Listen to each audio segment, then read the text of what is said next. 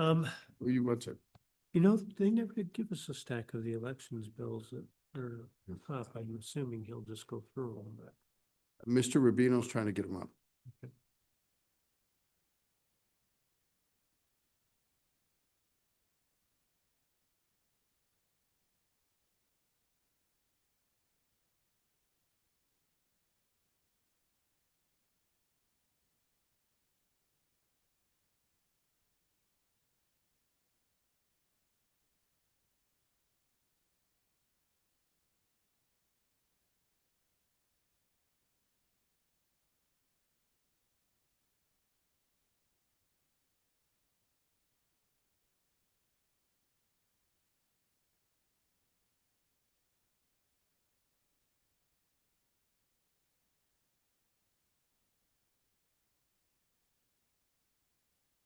Let's call this meeting to order. How about having a roll call, please? Good morning, Mr. Chairman. This is roll call for Friday, May 22nd, 2026. Senator Boner. Here. Senator Dockstetter. Here. Senator Landon. Senator Steinmetz. Excused. Representative Brown. Here. Representative Heft. Representative Johnson. Present. Representative Locke. Present. Representative Lucas. Goes by. Excuse it for now. Representative Webb. Here. Representative Weber. Here. Representative Yin. Here. Co-Chairman Knapp. Here. Chairman Case. Present. All right, we'll call the meeting to order. Glad to see everybody here. Little housekeeping. There's Representative Lucas. She's definitely here. Bright and beautiful. Welcome. Welcome, everybody. This is the Joint Interim Corporations Committee. We have a tradition of meeting in Lander for our first meeting, and it's good to see everybody. Our sound system's a little bit sensitive, so we have to be really careful and just try to have one mic on at a time. And the first topic for this morning is our elections topics review, and I'll yield to the Secretary of State. Welcome, sir. Come on up. You guys can all fill out the chairs there.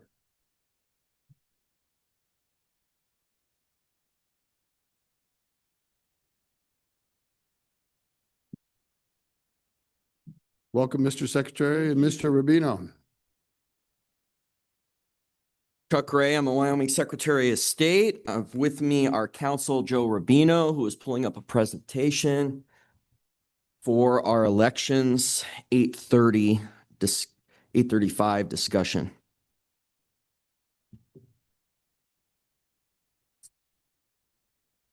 Do you have an issue, Mr. Chairman, if we wait till the presentation's up? Let's see if we can get that together.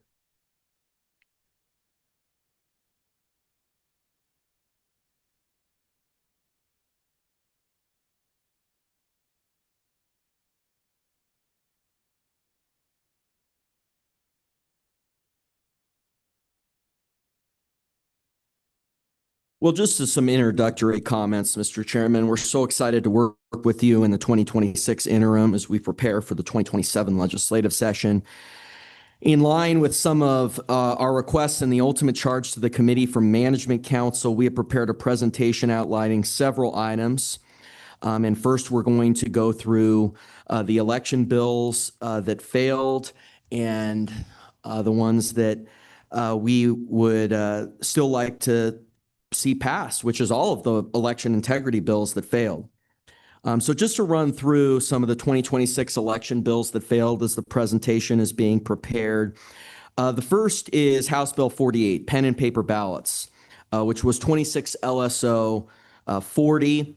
House Bill 48 was sponsored by this committee in the 2025 interim, but ultimately failed the 2/3 introduction on a 38-24 vote in February. So it had a majority, but not the 2/3 required for the introduction level. From a high level, House Bill 40 creates a new section 22-13-119 to specify that paper ballots and pens shall be the default method to mark ballots in all Wyoming elections. While 22 of 23 counties currently provide pen and paper ballots as the default measure, our most populous county, Laramie County, does not, It is the largest county, accounting for 16% of votes cast statewide in the 2024 general election. And just again, to sort of demarcate the difference between what Laramie County does and what other counties do, which is Laramie County, as the default method on the day of the election, you have a ballot marking device where you mark your selections and it prints out a ballot paper. While there are names on the ballot paper, the names on the ballot do not cast the ballot. It is the barcodes at the top of the ballot. And that's one of the issues with this, is that I can't read barcode. I have yet to find someone who can. And so you have these string of barcodes and you don't know that the names on the ballot align with the barcodes. It's a big issue. So that's one of the bills that we were hoping that the committee would pass. And one thing we wanted to do, we didn't want to just be negative. We wanted to talk about the successes very briefly. So we have 2023 House Enrolled Act number 70, political party affiliation declaration and changes. That put a 90-day lockout on changes in party. I would like, and one of our requests of this committee is to strengthen that to the beginning of the year. We're going to talk about the numbers on what we have found on the crossover statistics this year. We think that January 1st of the election year would strengthen that bill, but this was a good start because it puts in place that 90-day lockout, and the crossover has declined to about 15% of what it was, I think is the percentage. And we'll get into that in a moment. Proof of voter residency, registration qualifications, 2025 House Enrolled Act number 57. That's proof of citizenship for registering to vote and proof of residency for registering to vote. Proof of citizenship was also in that bill. 2025 House Enrolled Act number 61, prohibiting foreign funding of ballot measures. 2025 House Enrolled Act number 65, prohibition on private funds for conducting elections. That's the ban on Zuck bucks. 2025 House Enrolled Act number 62, maintenance of voter lists. That's a great bill that Representative Lucas brought, which was the first update to our voter list maintenance procedures since 1973, since the rewrite. 2025 House Enrolled Act number 71, ranked choice voting prohibition, that banned ranked choice voting. Thank you, Representative Webb. And then 2026 Senate Enrolled Act number 66. That is another one that was brought forward. So again, thank you, Representative Haraldson, Representative Baer, Representative Weber, Representative Knapp, Representative Lucas, and Representative Webb. Those are the leads on those bills. Reexamination of election bills from the 2026 legislative session. Again, pen and paper ballots.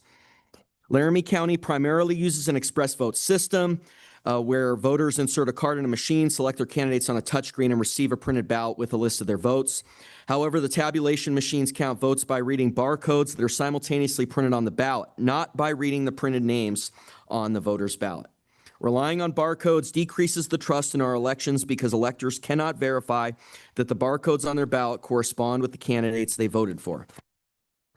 This bill will increase confidence in our elections because voters will trust that their ballot was counted accurately when they fill them out with pen and paper. I want to be clear, this bill does allow the express vote systems to be used in compliance with the Americans with Disabilities Act, but strikes a clear policy preference for use of pen and paper ballots in our elections, which I fully support. As I testified during the 2025 interim and during the 2026 legislative session, 2026 House Bill 40 is key to fulfilling President Trump's executive order, preserving and protecting the integrity of American elections, as well as really where the industry and market are moving, which is away from barcodes and toward traditional pen and paper ballots. Next bill up, House Bill 49, ballot drop boxes prohibition. This also did not clear the 2/3 introduction requirement in the 2026 legislative session. House Bill 49 makes clear in Wyoming statute that ballot drop boxes are banned in Wyoming statute. While I've been clear in my reading of the statute, the 22-9-113 already prohibits the use of ballot drop boxes. This bill clarifies the clerk shall not use or establish a drop box containing a definition of drop box to ensure adequate clarification. I maintain my position, though, that under the current statute, that I believe the Attorney General, the appointed Attorney General who serves at the pleasure of the governor, should take action on ensuring compliance with counties on the current code. House Bill 50, ballot harvesting prohibition. I like using the word ban as opposed to prohibition, so I call this the ban on ballot harvesting. This would ban delivery of ballots by third parties, otherwise known as ballot harvesting. We worked extensively during the 2025 interim to place appropriate sideboards on this. And so I think we got to a good place on this bill. It was unfortunate, in my view, that it did not attain the introduction vote. Next bill up, House Bill 51, random hand count audits of election results. This failed introduction 39-23. This was a bill that Representative Lucas also brought in her individual capacity in the 2025 session. This would require one precinct in all counties to be counted by hand, and I think it is a wonderful approach to hand counting and hand verification. House Bill 52, elections, hand counting for recounts. The Senate did not consider this bill for the committee of the whole. This bill passed 2 years in a row. It was brought by Representative Haroldson in the 25 session, and then the committee sponsored it on its own for the 26 session. This would put in place procedures for hand counting in a recount context, either requested by the candidate or automatic in many situations. It would also clarify that hand counting is allowed in the code. Very important bill. House Bill 53, poll watchers, polling stations observation. This failed introduction 36-26. I was shocked this one failed introduction. This one is pretty common sense in my view. It just puts some sideboards that a majority of states have, protecting the rights of the public to poll watch while the polls are open, and then also when counting occurs after polls have closed. And it codifies that in state statute and puts some sideboards and protections, ensuring the right of the public to view our election process. I think it's very important we bring that through. House Bill 54, elections, independent candidate requirements. This is another one that unfortunately failed introduction, 32-30. This bill puts some sideboards on the process for independents to place themselves on the ballot. It increases the threshold on that process. It clarifies that you need to be registered unaffiliated in order to be an independent candidate, which aligns with our party primary requirements, and that it also moves up the date and aligns it with the date that minor parties have to submit their petitions for candidacy. That's another great bill. Bond election language process, failed introduction 37-24. This puts some sideboards on all of the new bond elections that have been added to the code from really 2017 to 2022. We saw some instances on a couple of these bond election language processes having what I view as somewhat biased language, and it would put in place some sideboards around the approval of that language. Currently, that approval process rests with the local boards, whether it's the county commission or the city councils, and with them approving it, and in many instances being for it, that poses a little bit of what I view as a conflict.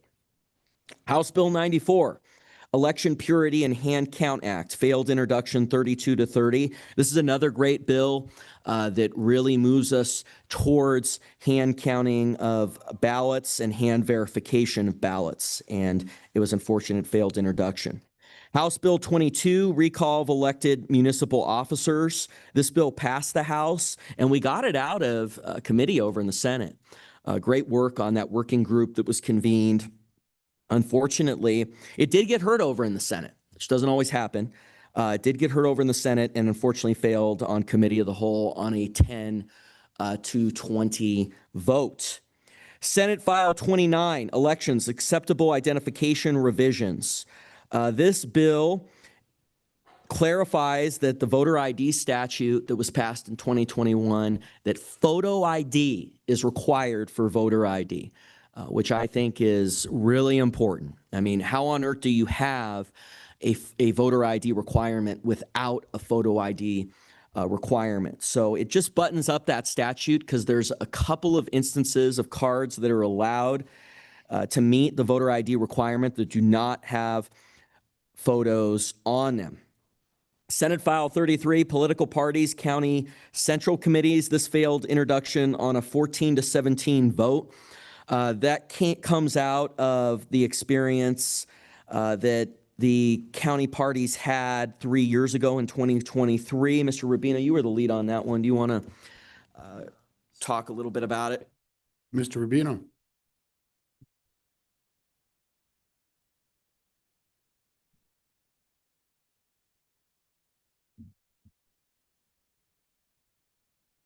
Thank you, Mr. Chairman. Sorry, I'm just pulling up my bill from the 2026 legislative session.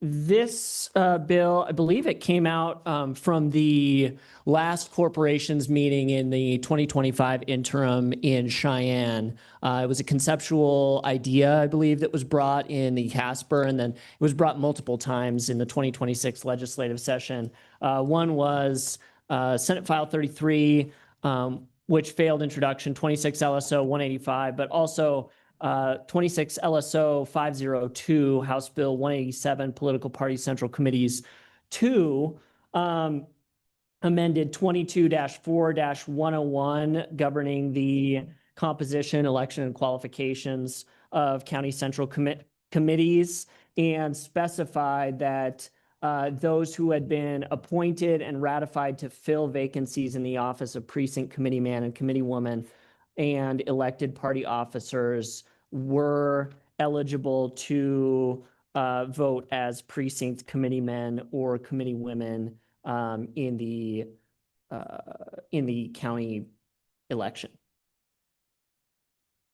So it gets, Mr. Chairman, into this whole issue of who's qualified to vote in these county elections when they may not be a precinct people, but are officers of the county party. I mean, I think back to when I was involved in Natrona County in the Republican Party in 13, 14. I mean, there were issues on that. This is a 15-year-long conversation at least on this question.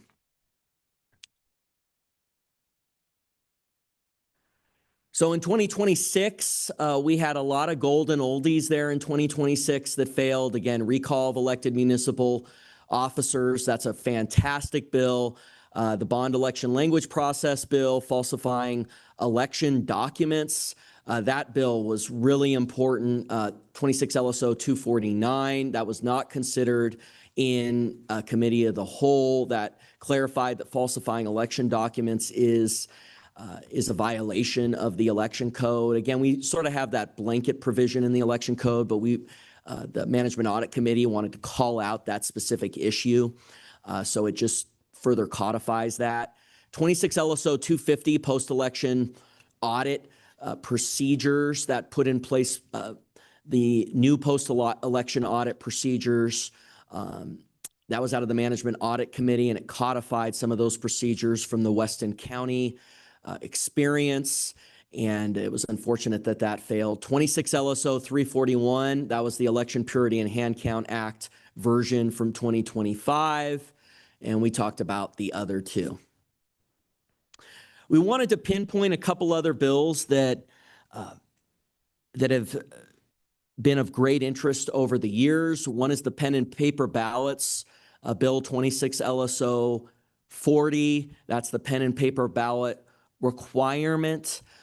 And we talked about that earlier. It's just really unfortunate that that has failed, and it's a huge priority of our office. And then ballot drop boxes prohibition, the ban on ballot drop boxes, that I think has been a long time coming. I still believe that the Attorney General should take action in enforcing the current statute, which in no place allows ballot drop boxes, and we have rescinded Secretary Buchanan's directive from the 2020 election, so there is no authorization for ballot drop boxes, but we think it would be great to call it out in the election code that they are banned.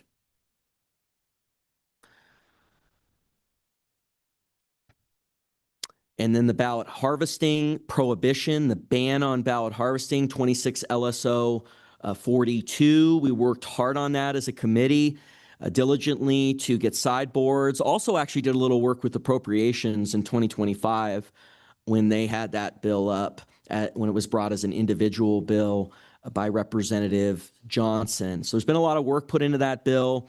It's over 30 states that have banned ballot harvesting, and I think this is pretty common sense, and we should get it to the finish line. 26 LSO 43, random hand count audits of election results. This is another golden oldie that we've worked very diligently on. Representative Lucas was the individual sponsor in 2025, and then it was a committee bill in the 2026 session.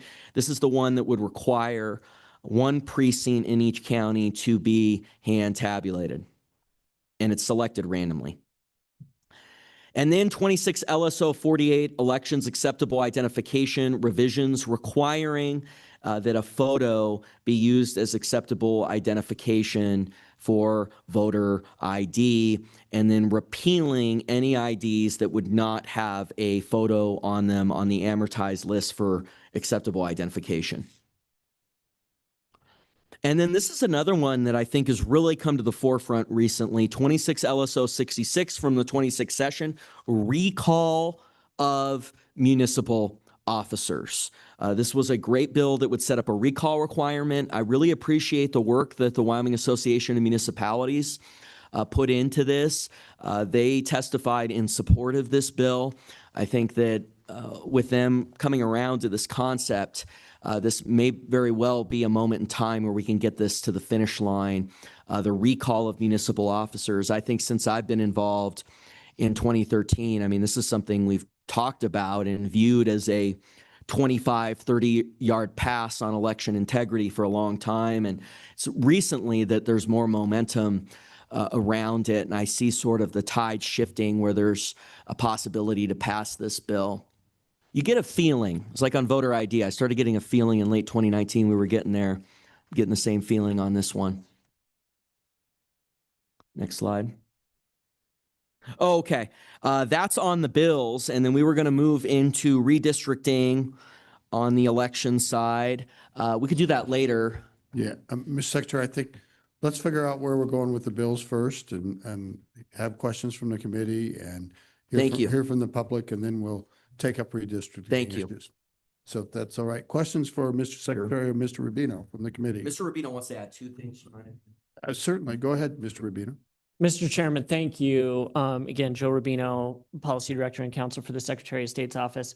I wanted to highlight one of the reasons that we blew up a couple of these provisions for the bills that were already highlighted at the beginning of the presentation were a couple of the two bills in particular that received a lot of attention, both during the interim and then specifically speaking to, well, first, let me handle ballot harvesting prohibition, because during the 2024, during the 2025 legislative session, the ballot harvesting prohibition bill, which had been brought a couple of times, was really nuanced and refined, I think. And there was a working group that was put together when it was in front of the committee in the House of Origin on the introduced version, where you started seeing the insertion of residential care facilities and also immediate family members, and really grappling with the definitions there. I think that residential care facilities was one that's already defined in at least rule of the Secretary of State. It was one of the things where you're striking a balance between limiting but also allowing for an exception for immediate family and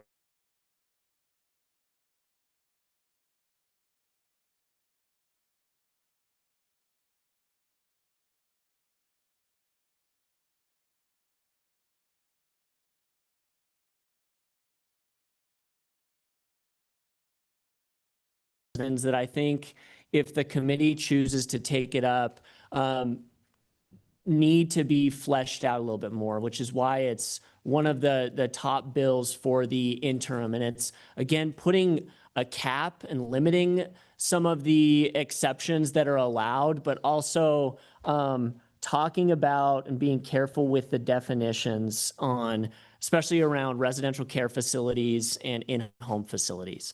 I know there was a large discussion on that in the Cheyenne meeting in the 2025 interim.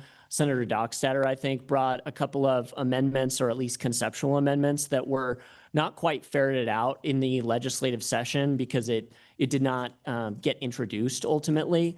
But I think those provide a good starting point for providing some of the discussion for the sideboards, but also allowing for some of those exceptions. So I wanted to call that out specifically.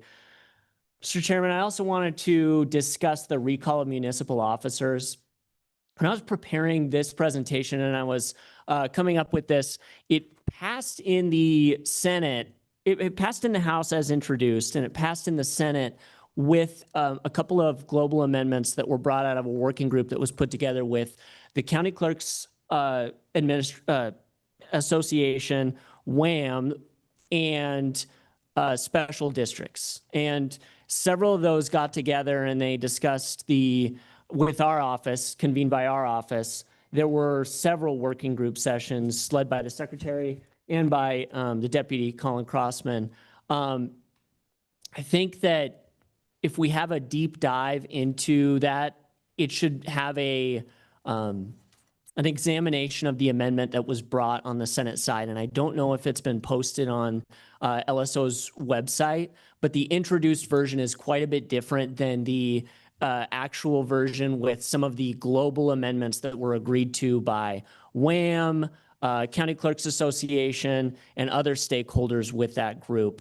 It may provide really good fodder for a special working group that might be able to convene on that might be able to take a deeper dive, as it did with the legislative session, although because it was a truncated session, it was sped up a little bit. But the amendments were very comprehensive, and I think they pulled in petition review requirements that are in place for municipal petitions, for ballot initiative petitions, because there's a lot of infrastructure and framework for the review process, for the cure process, for deadlines for certification, and aligning that with our election calendars, but also accounting for special elections from like things such as May municipal elections and different things that would be unique to municipal recall statutes.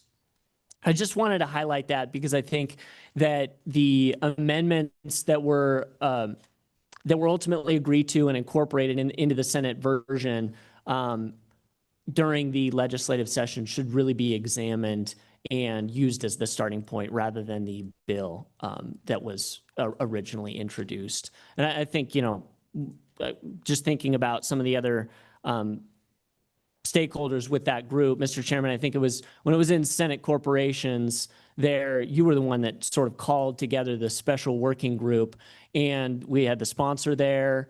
Senator Boner, you were there at quite a bit of those after hour sessions there when we were putting those together, and then Mr. Crossman and the secretary. So I think those would be really good, and I'd be curious to hear what, I know Wham was here yesterday, but if they would have anything further to add on that. That was all I wanted to add. Thank you. Mr. Secretary. Chairman, just to elaborate a little bit further, I appreciate that. And to call that out, I mean, I think the pen to paper ballots bill, the ban on ballot harvesting bill, I mean, those are ready for prime time. The hand count bill, we've really worked on those. Poll watchers, but one that, I think could use a little more analysis. I think it was ready for passage, and I wouldn't support something that wasn't, but I'm not going to tell you that there aren't a few things in that engrossed version that aren't somewhat ambiguous. And so I think a working group could just make sure that recall process would fit into our current election process and just double, triple, quadruple check that. Thank you, Mr. Secretary. Are there any questions from the committee for the Secretary or Mr. Rubino? Any questions from the committee? Senator Boner. Thank you, Mr. Chairman. Just a little bit of clarification. You said the hand count bill, but there's about 2 or 3 hand count bills in that list you gave us. You mean the committee bill? Is that what you're referencing, Mr. Secretary? Well, Mr. Mr. Secretary. Chairman, thank you. Let's shut a couple of the mics off. Thank you, Mr. Chairman. Sorry for talking over you there, for being recognized. I like all of them, but again, they're all on a spectrum, right? You have the Haraldson bill, which is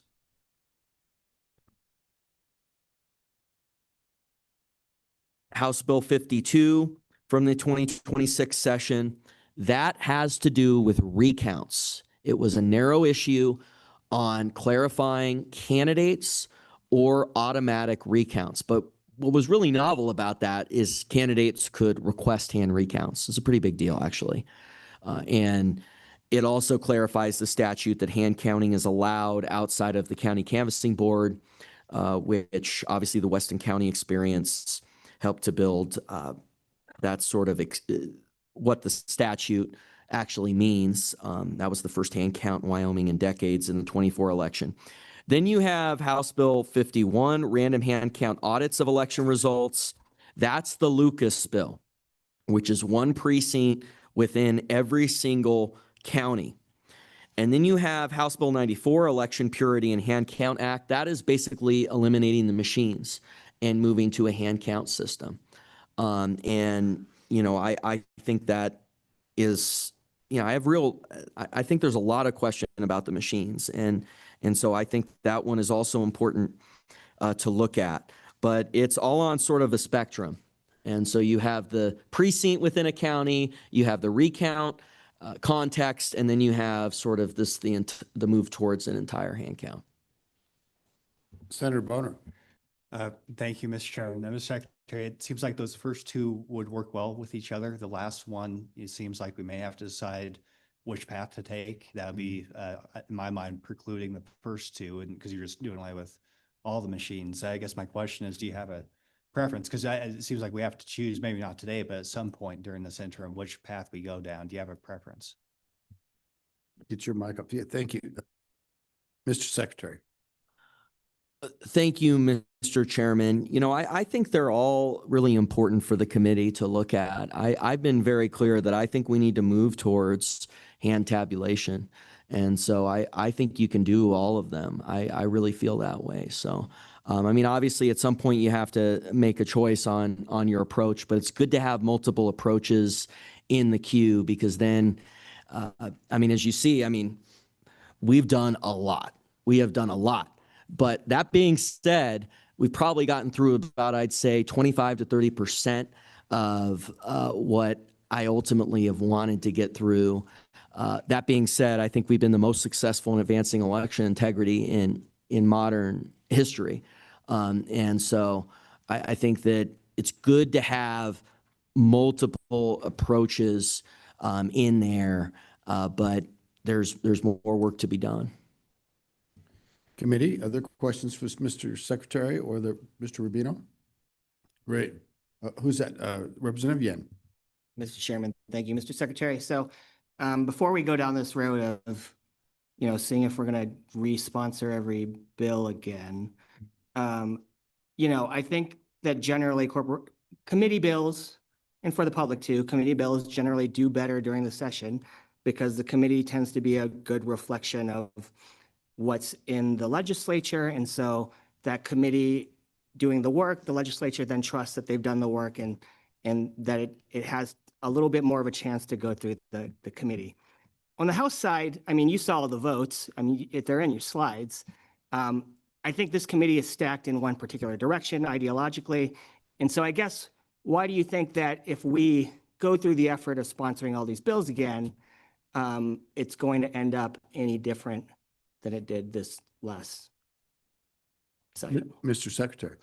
Thank you, Mr. Chairman. That's a great, very genuine question. I really appreciate it. The legislative calendar laid out in our Wyoming State Constitution has a challenge in it, right? Which is that the general session occurs literally the moment that you take your oath of office. And the general session does not have that constitutional 2/3 requirement in the House of Origin. You'll see there that pretty much all those bills had a majority vote in the House of Origin, but they did not have the 2/3. It was in most chambers very, very, very narrow. But the challenge in the calendar, right, is that a lot of times the interim that gets emphasized is the one in the non-election year, but that's the interim where you have to get the 2/3 in the House of Origin.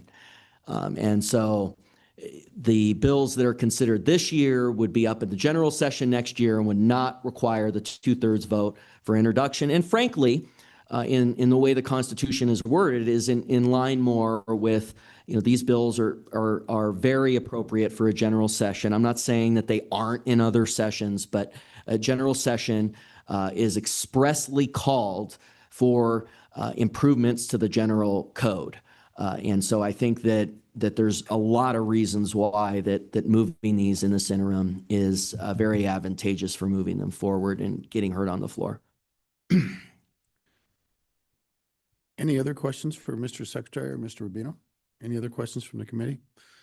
Just take a second here to telegraph where we might be going. Mr. Secretary and Mr. Rubino, I think we'll open it up for public comment. None of these bills are going to be final voted on today. They haven't been properly noticed. Motions that would be in order would be to take particular bills and carry them over to the next meeting where they would receive proper notice, and then they would be considered individually, and people would be able to weigh in on each bill individually. So we're kind of talking conceptual here today about whether we should take up election bills at our next meeting and which ones we should take up. And so I would now open it up to public comment. I would look, and Mr. Secretary wants to do something first, but we'll go with the county clerks next. Mr. Secretary. Thank you, Mr. Chairman. One other thing I want to say on Representative Yin's question, which I really appreciate, bringing election integrity bills in the budget year poses another issue, right? Which is that whether they're going to be in effect for that election, which is literally about to start 3 months after the session. And so passing election bills in the general session comes with an advantage on top of, frankly, being appropriate according to the wording of the Wyoming State Constitution, definitely appropriate for that session, that you have a year and a half to implement those. Now, I also do, Mr. Chairman, have a presentation on the crossover statistics. Do you want us to do that now, or do you want us to do that later? That was kind of unclear whether we do that. We've pulled the numbers on crossover voting. Committee, what's your pleasure? Looks like they want to see it now.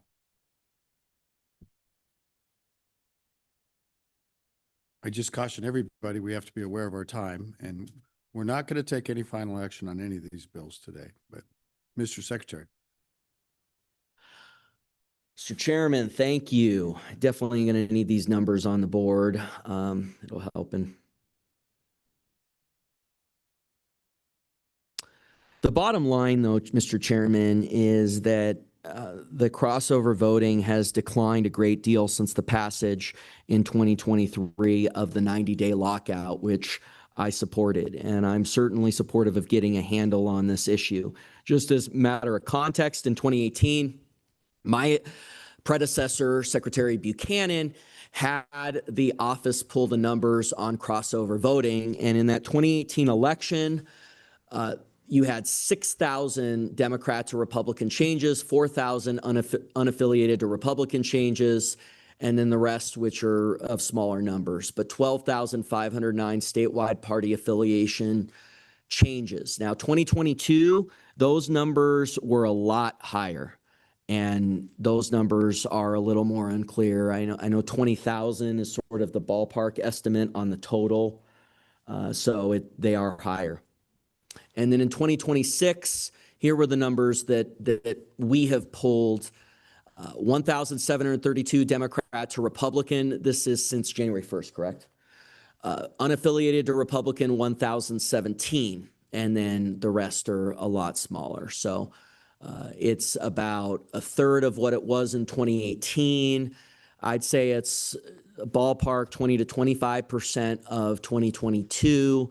One of my asks of the committee is for us to strengthen that lockout to January 1st of the election year. I think it's great we have that in statute. I think we should further strengthen that lockout and make it January 1st. I know that's conceptual, but I'm for strengthening that lockout.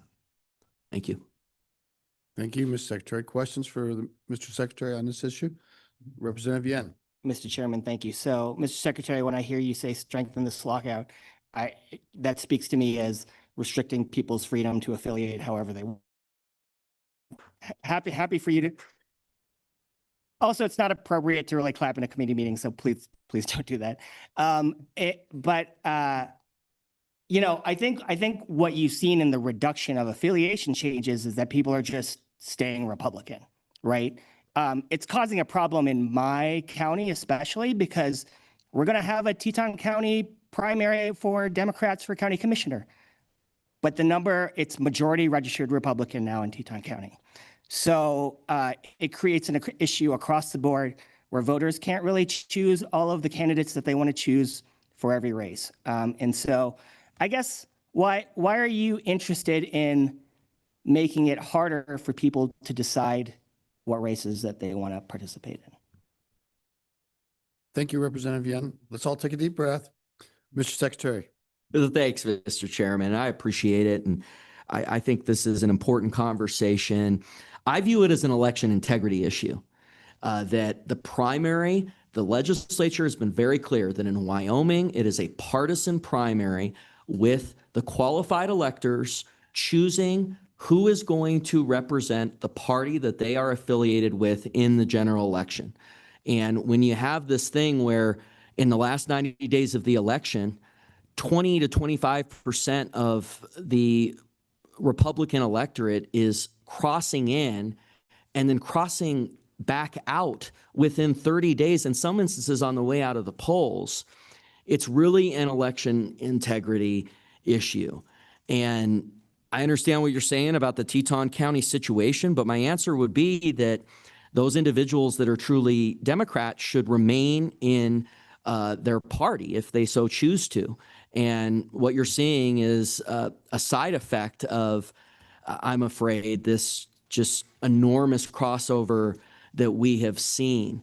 But I think it's an election integrity issue. I think it's pretty clear cut. I think the 2023 bill was a very big deal. When I was in the legislature, there was an attempt to pass this bill every single year when I was a member, and it always failed. And in 2023, that was brought through, and I think it's been an important election integrity measure. I think it should be strengthened too. Thank you, Mr. Secretary. Anybody else? Anybody else from the committee?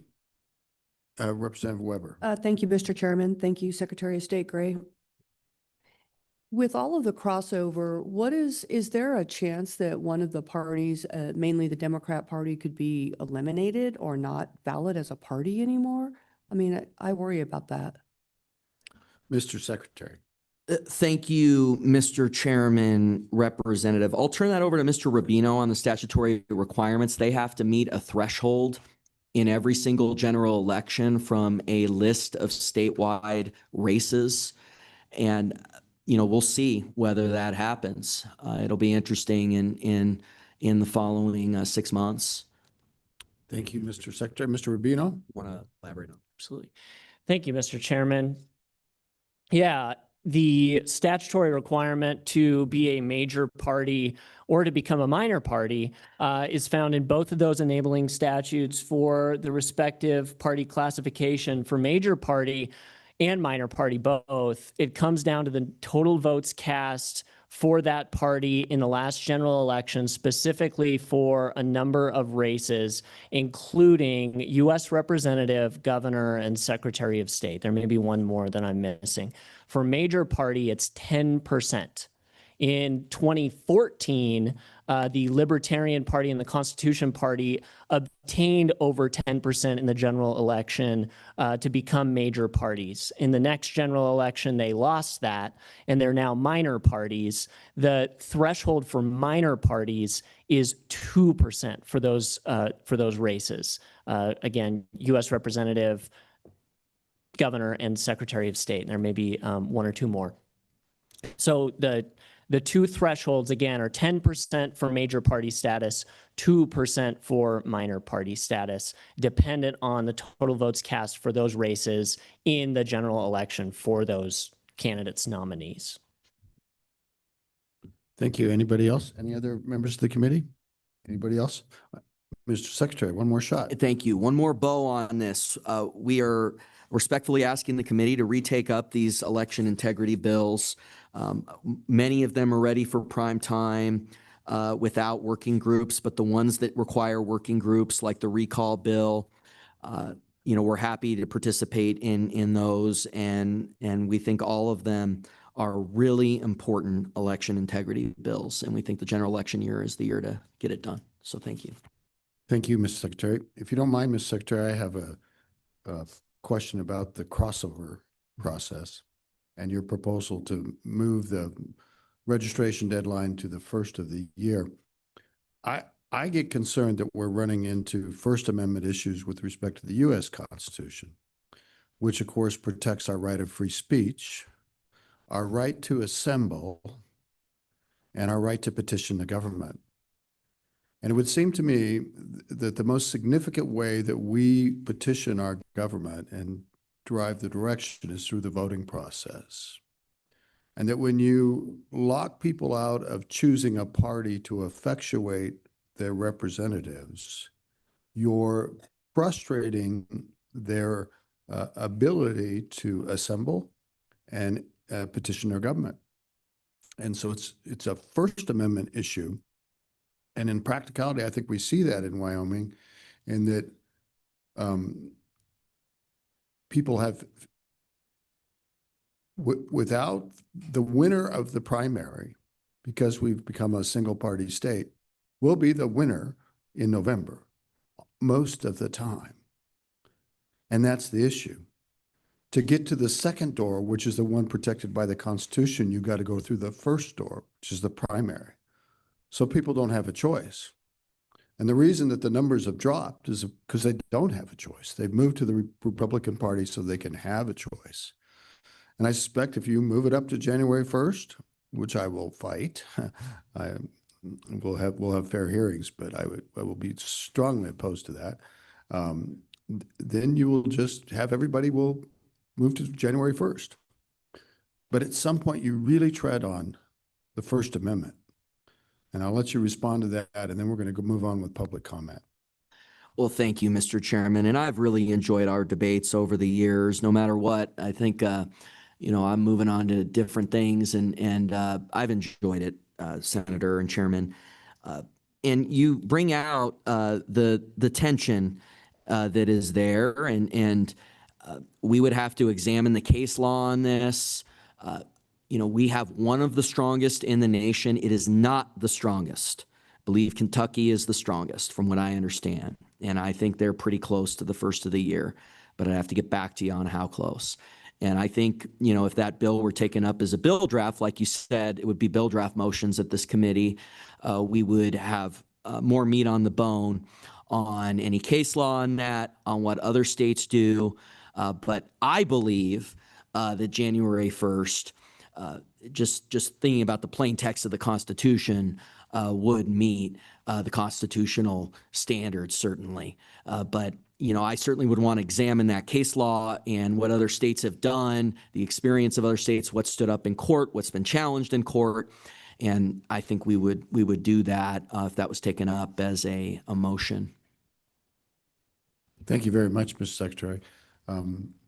Why don't we take public comment for a while, and then we'll come back to the committee and seek any motions, okay? Thank you, Mr. Chairman. Thank you, sir. Who would like to address the committee? Let's start with the clerks.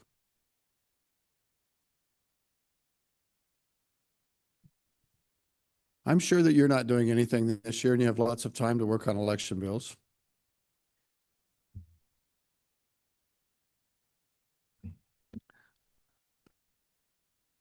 Mr. Chairman, good Ms. morning. Langford.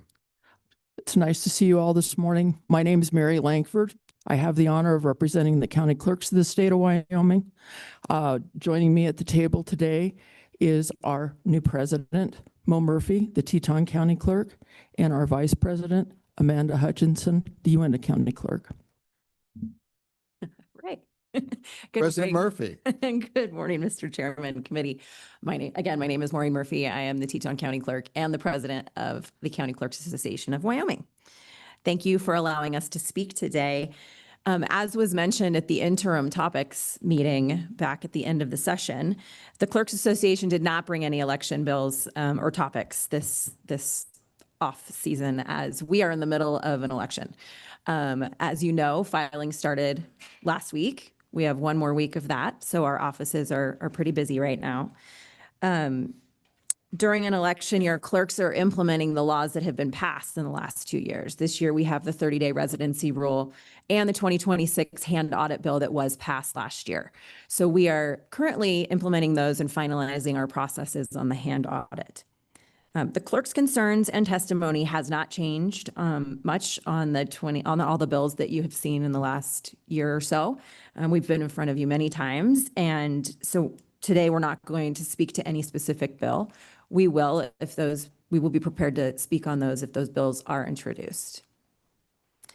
We are looking forward to being part of the discussion and let you know our abilities to administer any of the laws that come in front of you, as well as the working groups that have been mentioned today. So we're available for questions. You have anything?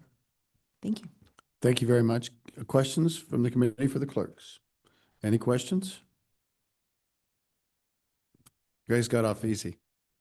I think we'll see you down the road. Okay, general public comment. Who would like to offer public comment at this time?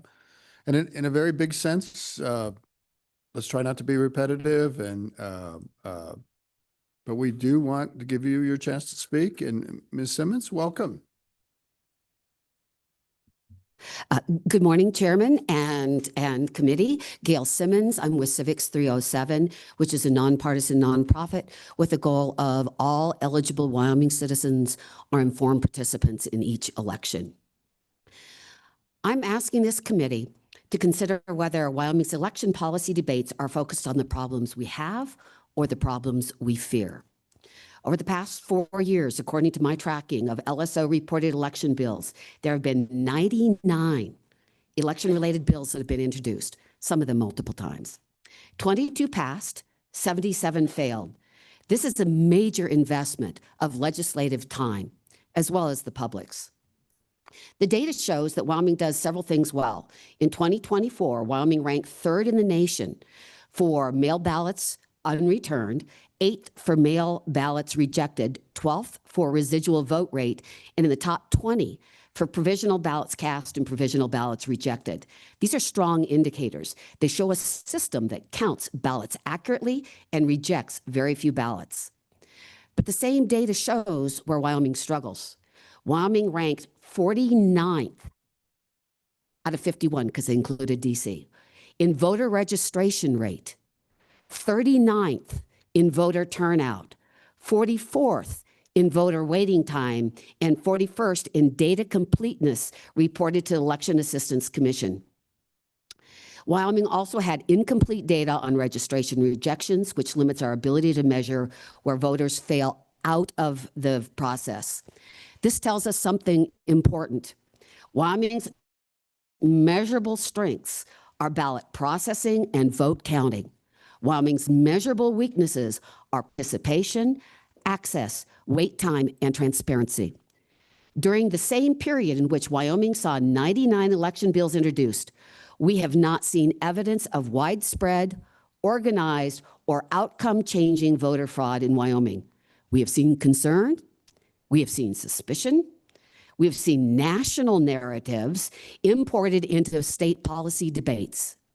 But concern is not the same as evidence, and suspicion is not the same as a documented problem. The risk is that Wyoming keeps trying to fix a fraud problem the public record does not show, while making worse the participation problems the data clearly does show.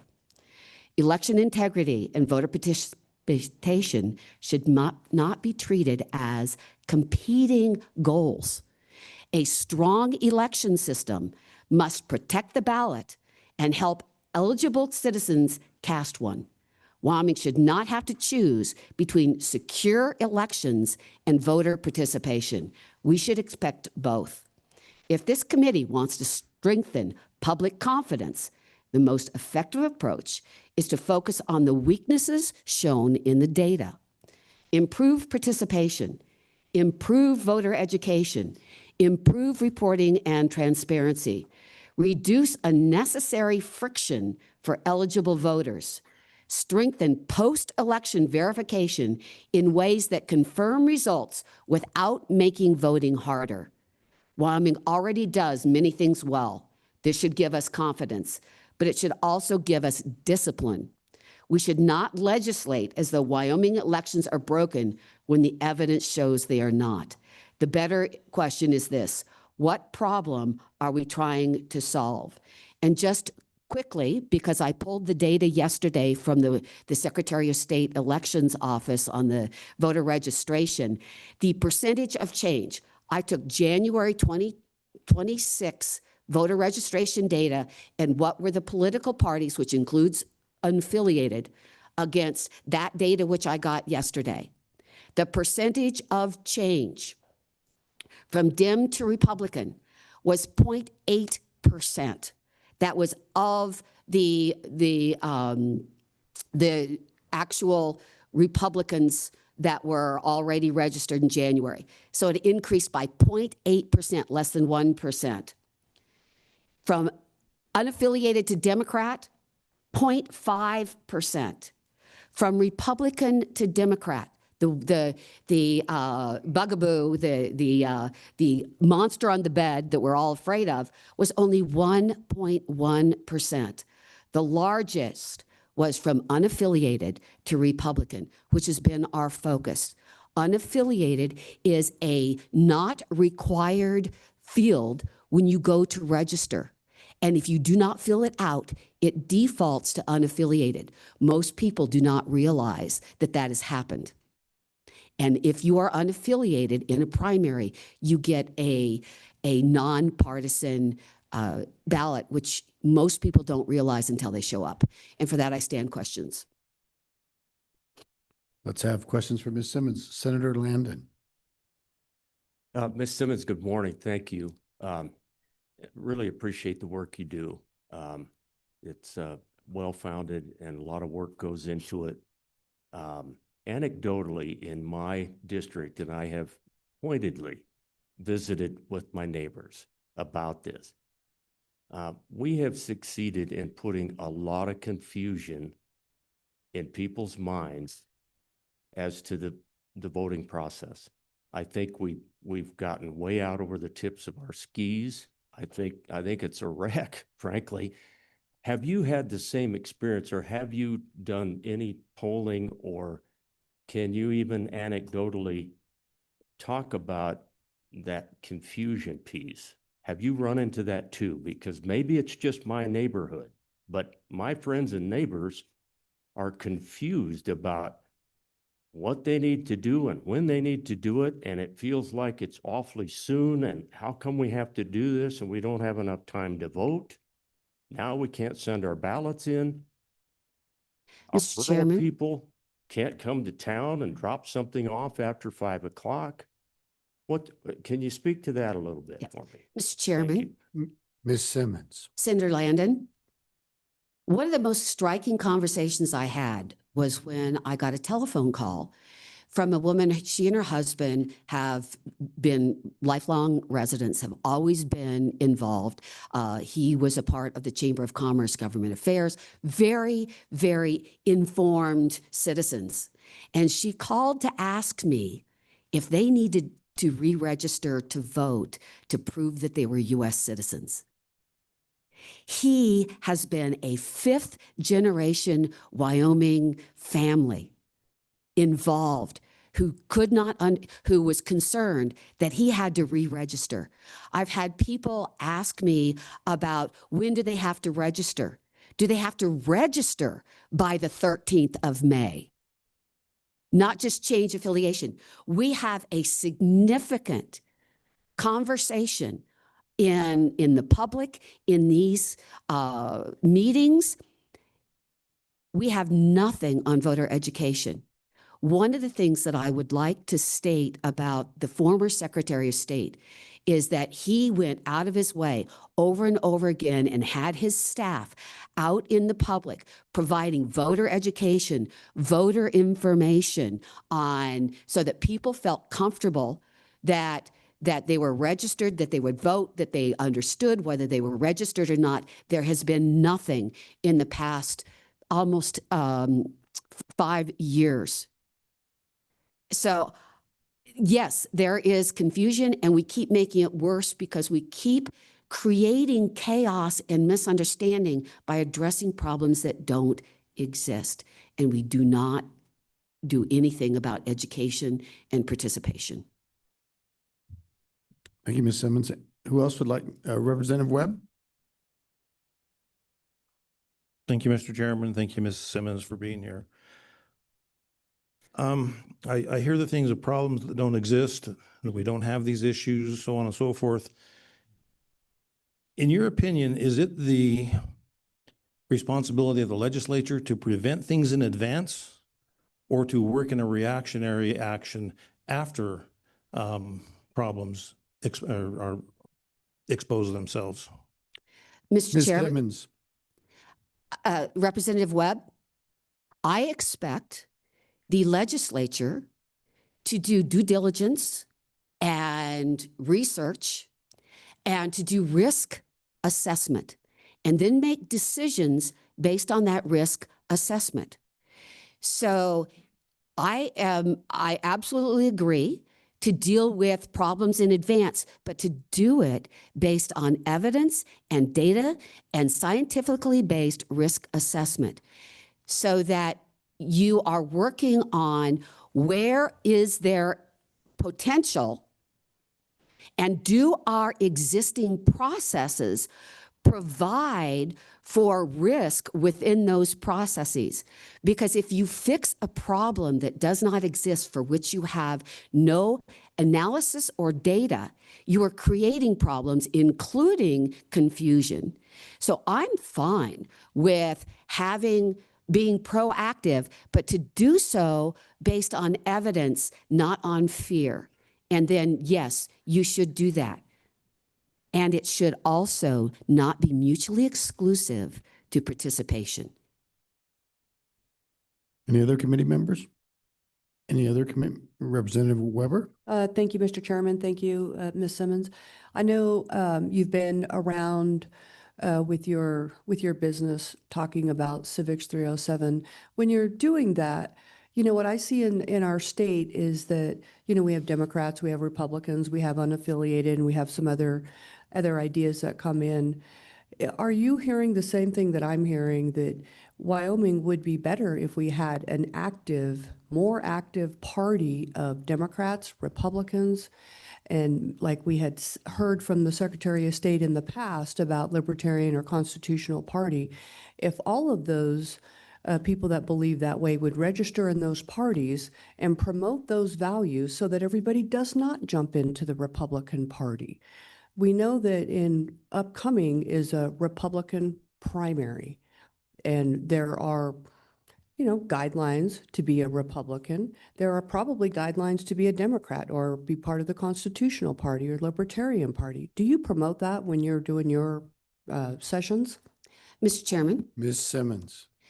Representative Weber, what I keep coming up with over and over again is whether or not, in the conversations, whether or not we should, in a state that promotes and values independence in thought and belief and in and being kind of we used to call ourselves the Nunya Party, like Nunya business. I just want to tip the press off that they should be taking pictures out the window. Yes. Back to you, Ms. Simmons. Didn't mean to interrupt you. No, that's fine. So our whole persona is about independence and standing up for self and helping others. So in your question is embedded an assumption that we need to have a two-party election system, when what I'm hearing is that people don't care about party apparatus. What they care about is the ability to vote. So yes, in a prevailing assumption that we should have two-party system, then yes, we should have equally strong Democratic Party as we do a Republican Party. And that's not what people are asking for. They're asking to be left alone, make up their decision themselves, and decide who is the best person that represents them in their particular circumstances. So yes, in a two-party system, they should both be strong. And I would state that overwhelmingly, what you ought to be considering is whether or not we should have a state-sponsored private party, publicly funded primary election, or if we should have a limiting election that says, like we do with our municipals, where we have a top two open, where people can vote for who represents them the best. Thank you, Ms. Simmons. Any other committee members? Any other committee members? Mr. Co-Chairman. Thank you, Mr. Chairman. Ms. Simmons, just so I understand this correctly, you know, we talk about people's ability to vote, and a primary system is designed specifically for primaries, for parties. Does that preclude in a general election an unaffiliated voter from voting, or a Democratic voter from voting, or a Republican voter from voting? It seems to me we're kind of lumping everything together. Would you say that you have documented proof of people being precluded from voting due to a primary system? Ms. Simmons, I am going to call on you, I promise. Go ahead. Thank you. Representative Knapp, so there are several states that have primaries that have nothing to do with supporting private political parties. So the point is that are we in fact required, given that our founders really did not like factions, are we really required to have primary election? Government is simply the way the community manages itself. And so that participation is critical. So are they being precluded? Not by law, but with the preponderance of all the things that keep them from showing up to vote. And you see that when 27% of eligible actually participate. So is it by law? No. Is it by practice? Yes. Did you have another one? Follow Go up, ahead. Mr. Chairman. Go ahead, Mr. So Co-Chair. in that vein, since we don't have any evidence of that, you mentioned other states which have drop-off problems. They have ballot harvesting. They have illegal voting going on. Do you believe that Wyoming should have a stance of for better words, an antivirus in voting, where in other states right now there's a huge push to go vote for Pratt, because in California, they don't check your license. They don't check whether you're a citizen. You can go vote and have an effect in their election. Do you believe that, as you stated, the less restriction that we have to vote equals a positive result? Ms. Simmons. Representative Knapp, as I responded to Representative Webb, California is not Wyoming. I know that's kind of like a surprise to folks. We're the 50th in population. We have county clerks that overwhelmingly, both by the amount of votes that they get and anecdotally, our county clerks, who are the elections officers in this state, have overwhelming confidence of the people. If we were to do a true scientifically based, what is the risk assessment?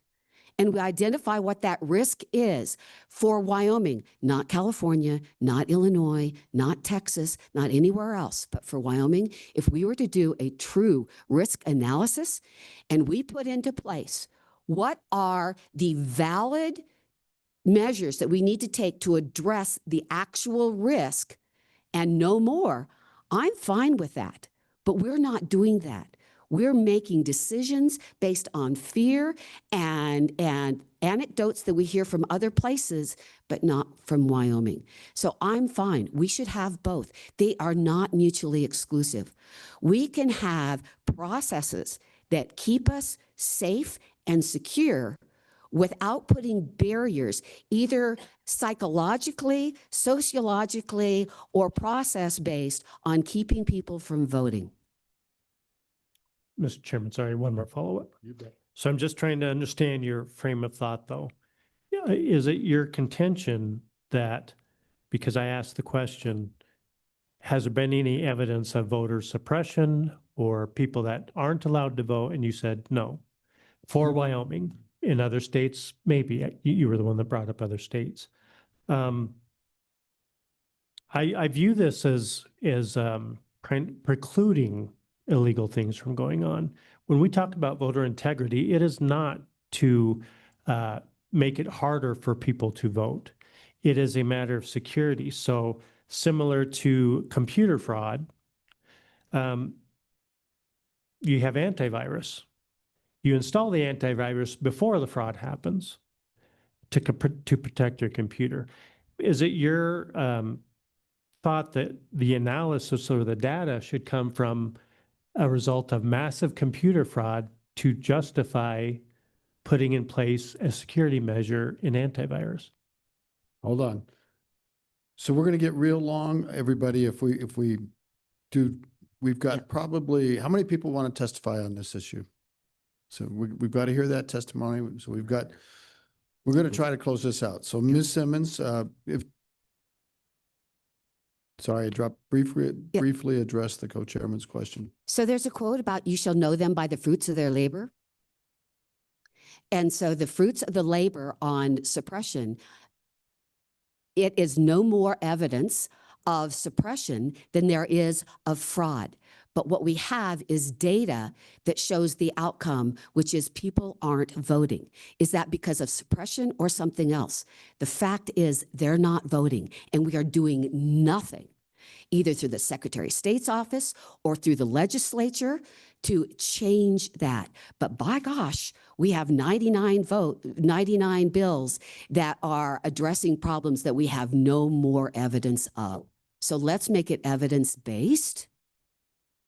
And that's my final. Thank you, Ms. Simmons. You did great. I do have just a couple, I break my own rules, of course. Ms. Simmons, with regards to participation, and I think you've made the points very clear, but I think you've analytically looked at participation in Wyoming over time. And what have we seen? What percentage of people in Wyoming, when we are a democracy, I know Republicans like to say, no, you're not a democracy, you're a republic.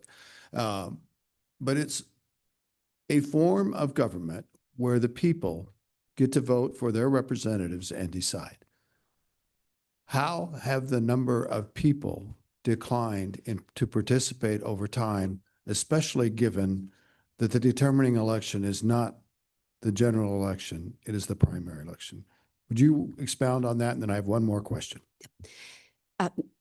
Senator Case, it has dropped anywhere from 10 to 20%. It goes up and down based on whether it's midterm or presidential election, but it has gone down.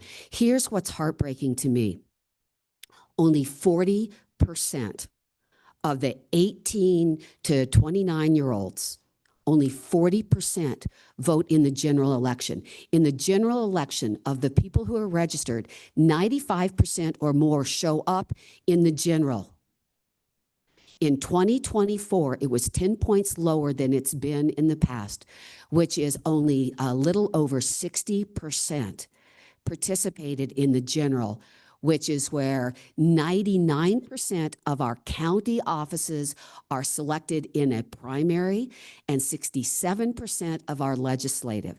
So it is de facto in August, not in November, but that's where the participation is. I'm going to be 70 this year. This is not my future. This is the 18 to 29-year-olds, and they're only participating at a 40% rate. It goes really high when you get to over 65. Those of us that are dying off are taking our ballots with us. Thank you, Ms. Simmons. So we have participation declining. It might be in part because of things outside of our control, but it's likely in part to actions that the legislature has taken. And with respect to election-related matters. At the same time, we've done this for the purpose of combating fraud, and in the co-chairman's own word, not for the purpose of making it harder to vote, but for security. But de facto, we must be making it harder to vote, or at least interesting to vote, or what? Tell me, though, about the other side. What about the security? How many cases of voter fraud are documented in Wyoming in the past decades? Mr. Chairman, there have been 4 documented. Most cases where people had already voted somewhere else, and not of these illegal aliens. There have been, I think there's 8 outstanding cases that, currently of people saying that they think that there is fraud. Almost none of the cases that are brought up are around people not voting correctly. It has to do with election reporting. Like the finance is probably the biggest one on whether or not people are reporting that correctly, because that is. The thing is on when you do a risk assessment in the real world, in the business world, in the outside world, when you do a risk assessment, you determine what is the likelihood of something happening, what is the ability to catch that it's actually happened. If it does happen, what is the negative impact of it happening? So you look at those 3 things and you use that as a basis. So what's the likelihood of it happening? And you put processes into place. Can we detect it? And then what's the impact? So my concern is that we're not using any kind of valid risk assessment that looks at, are we over-correcting to keep something from happening that is way out of proportion for the risk? We should have it be exactly at the level of risk that whether we can detect it, prevent it, and then not have it negatively impact the things that we actually want to occur. And that's my problem. Let's do this on an evidence-based. Thank you, Ms. Simmons. All right, let's go to the next witness, Ms. Lucas, Representative Lucas. Hold on, Ms. Simmons. Thank you, Mr. Chairman. I figured that since you put in a couple extra questions, I could just make a comment. The founding fathers did not specifically go against factions, not all of them anyway. James Madison said that factions could not be eliminated because they are the natural result of liberty. The founding fathers immediately after all of this banded into factions. There were the Federalists and the Democrat Republicans, and then they proceeded to address real constitutional issues such as federal power, banks, debt policy, and states' rights. So I'd like to just clarify that our founding fathers were not against political parties or factions as they are called. Thank you. Thank you very much. Mr. Chairman, that's true. And they kept it out of government. Hey, I didn't call on you, okay? I didn't. It was a comment, and we're just going to go on, okay? Thank you. You guys, it's a hot topic, and everybody has to take a breath, respect everybody else's right to speak, and move forward. Yes, sir. You're next. My name is Dave Rowland. Good morning.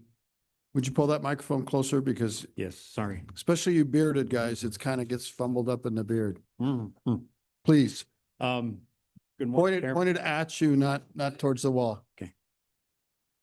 There you go. Good morning, Chairman, and committee. My name is Dave Rowland. I'm the software engineering. It's arrogant to assert that a system has no bugs. We've all gotten bitten by that one. If you don't look in specific places, you don't see it. Second thing is, it's nice having a photo ID. The big problem with voter fraud, in fact, any fraud, is repudiation.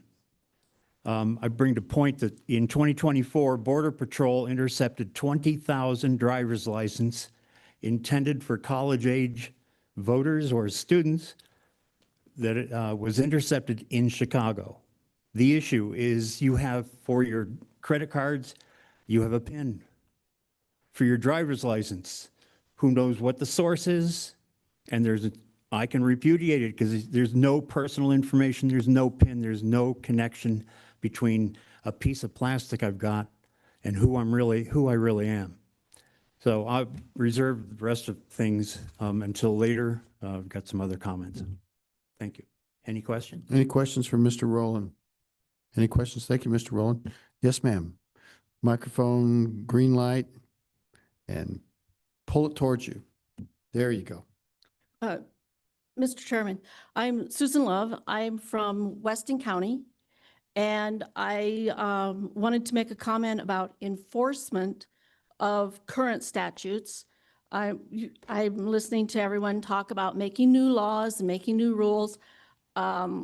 We've seen in the last election, in the 2024, where several statutes were broken and no enforcement took place until it reached a level that was just unacceptable.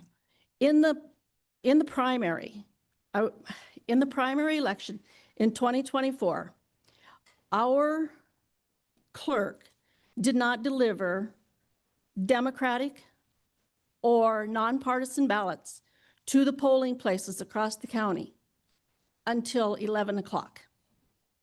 Now, Mrs. Simmons just said, there's no data saying there are problems in our election. There are problems. They don't get addressed.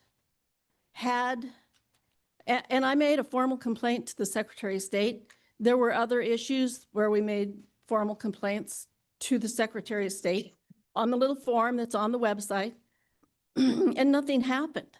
Had those been addressed at the primary, we probably wouldn't have gotten to the point that we did in the general.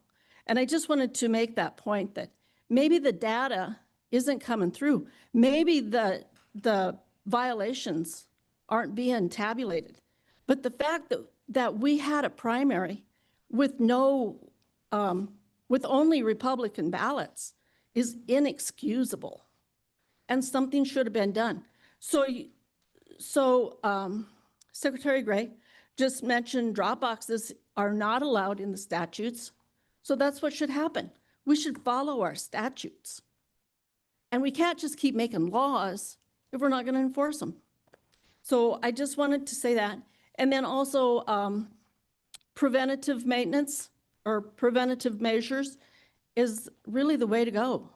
You can't wait until after the horse left the barn to shut the door. So preventative is very valid. And I'm really nervous, but thank you for listening to me, and I appreciate you taking my comment. Hang with us. We appreciate you very much. Thank you for coming over and providing testimony. Any questions for Ms. Love? Any questions? Thank you, Ms. Love. We really do appreciate it. Who's next, please? Ms. DeSaro? Would you guys mind if we filled out the other two chairs so we don't take quite as long as to swap over? And ma'am, I'm not going to let you put that sign on that table, okay? Yeah, thank you very much. Ms. DeSaro? Good morning. My name is Jenny DeSaro. I'm the Executive Director for the Equality State Policy Center. We've been around for 30 years in Wyoming, working on behalf of fair elections, transparent government. As regarding these bills, I will say that 2/3 votes on bills that had been seen not just once but multiple times is probably a suggestion that everyone has had enough. And these are the good oldies. They should be shelved, much like the last song by Edward Bear or Eighth Man by the Kinks. The next point is the barcodes. Our Secretary of State is probably not aware that barcodes are very dependent. They are used by our Department of Defense. They are used by our U.S. Postal Service. They're used in our healthcare system, and they're used in our public libraries. They're trusted. They've been worked through. They've been since the late 40s when they first entered into our domain. They were they're not meant to be read by humans. They are meant to be read by machines to improve efficiency. Then the next one is hand counting.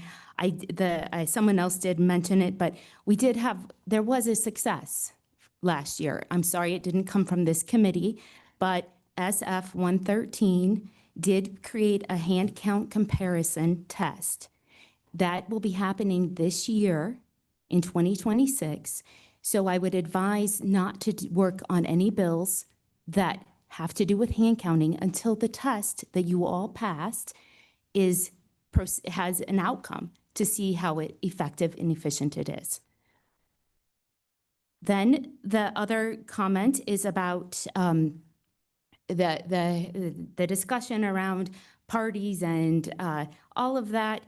So primaries. The primaries are intended to narrow the field of competitors. So some states do it by party. Some states do it what's called an open primary, meaning there is a field of all the candidates and they get narrowed down. Right now, Wyoming has a mixture because our city council is nonpartisan and our mayors, they are on the primary election, and that field gets narrowed down and brought to the general election, regardless of what party those folks are. So I would suggest shelving the good old oldies and pulling out some new material and looking at open primaries if you were really wanting to address the challenge of participation in our primaries. It will enable more people to vote and clear up the process. There's a lot of good possibilities there. The other thing I wanted to point out, because Ms. Simmons may not have had the database up, but there is a database that has been tracking since the 70s on fraud cases. Minnesota is the highest with 138, with their last fraud case being in 2022. Wyoming, however, has 4 fraud cases. The last fraud case was in 2014. It happened to be in my home county of Park County. The individual was a felon and had forgot that his right to vote had been revoked and voted, and it was discovered. And so that is the case. So there's been other cases in 2001 and then in 2000.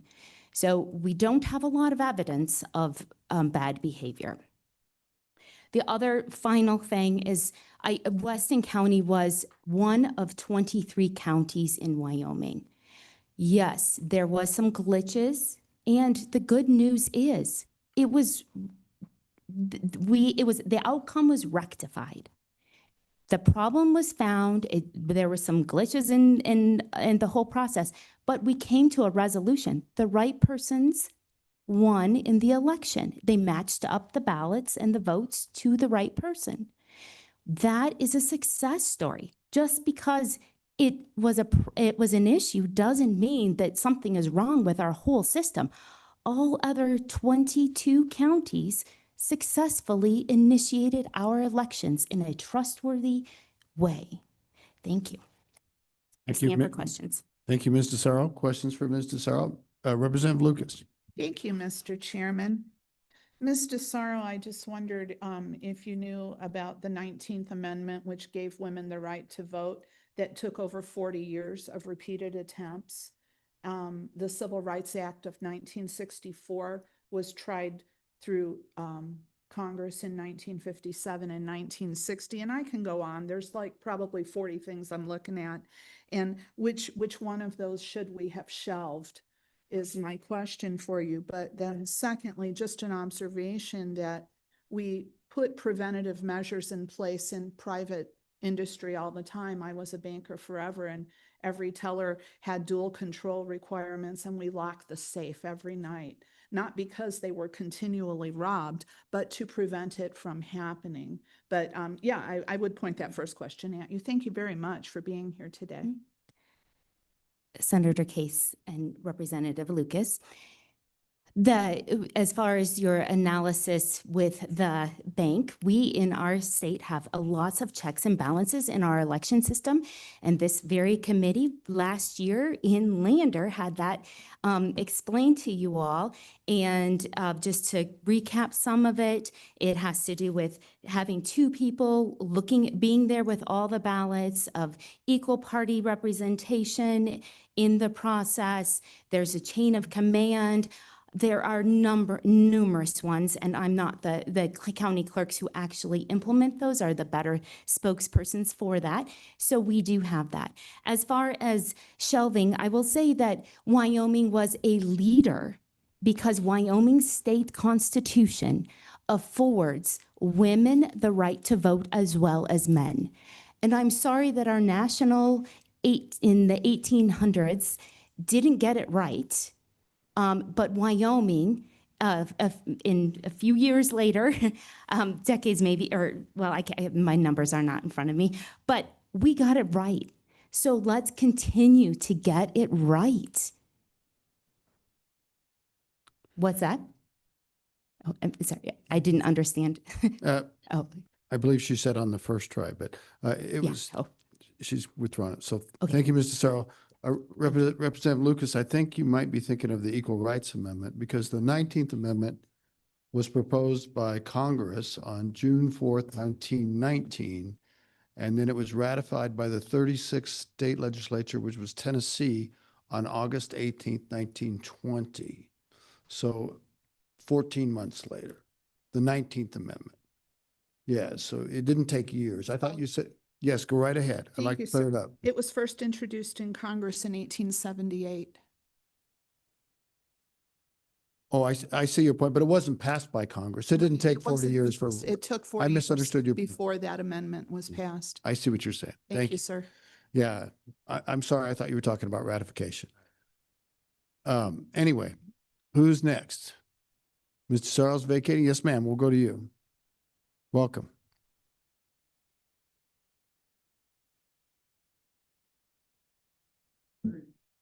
Hi, thank you, Mr. Chairman. I'm afraid I'm going to be a bit repetitive of Mrs. Simmons and Mr. Sarro. There are 270. Ma'am, we've got to have your name first. I'm so sorry. Yeah, and it's better not to be repetitive if you can. Right. My name is Allison McIver, and I live in Cody. Say it again. I'm slower. Allie McIver, and I live in Cody. Hi, Ms. McIver. Good to see you again. Thank you. We have roughly 271,000 registered voters in Wyoming, 210,000 being Republican, 61,000, which is 22.5%, being divided between Constitution, Libertarian, Democrat, unaffiliated, and other. Other being parties no longer recognized in Wyoming. And during Wyoming primaries, all 61,000 registered voters who are not Republican become the other. In an open primary funded with taxpayer dollars, there would be a far more robust fairness factor for those 61,000 voters. They're either forced not to vote in the primary or to change affiliation in an effort not to be silenced. In distant memory, that change could take place readily when you went in to vote. You could change your affiliation. If a Republican wanted to vote for Mike Sullivan to show robust support, he could do it right there. There was more inclusion. it was more representative. And obviously, we left that train station and keep getting farther and farther away. To me, and this is just my opinion, recent legislative sessions have squandered time and taxpayer dollars trying to fix a voting system that's not broken. In my view, this has simply created more otherness, less robust representation in primary elections, and I would love to see that legislative angst turn towards a vigorous look at an open primary reality. Thank you, Ms. McIver. Any questions for Ms. McIver?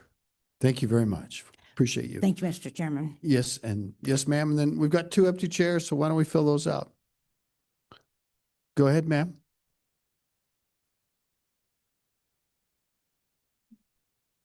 Green light, there you go. You've got the floor.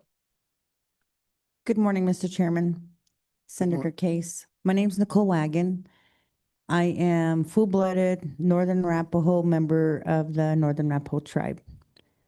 I also helped organize MMIR 307, which is Missing Murdered Indigenous Relatives, for our reservation to help support both tribes of the missing and murdered epidemic crisis.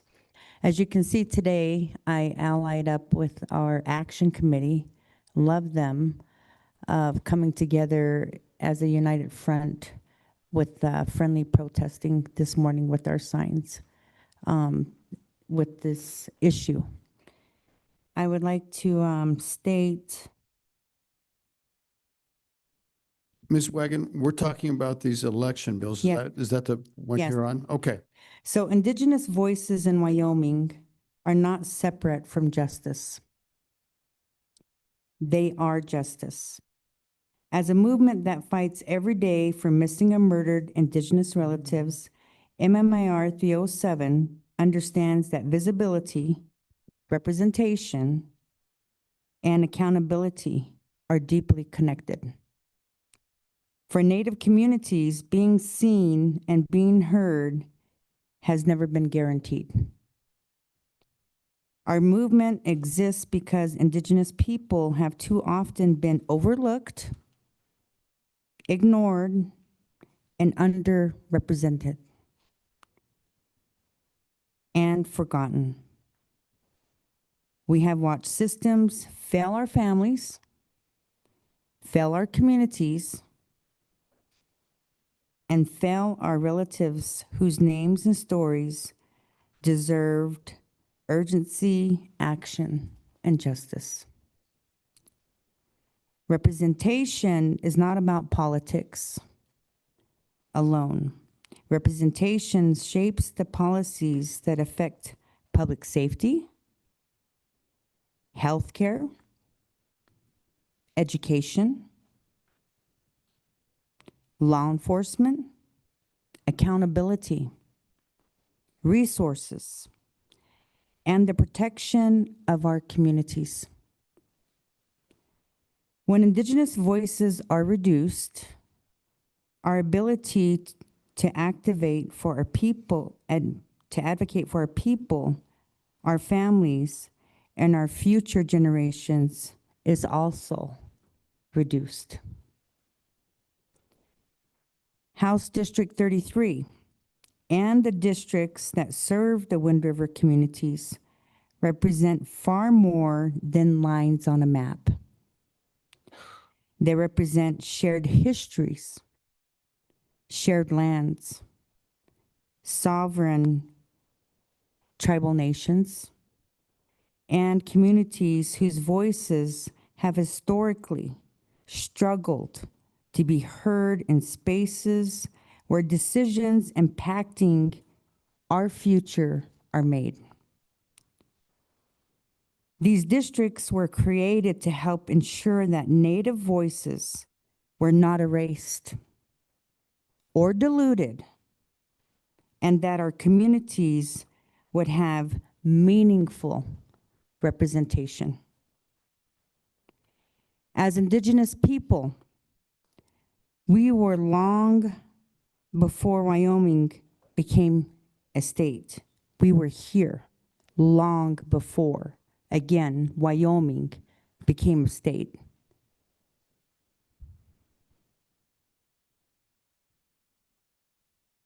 Tribal nations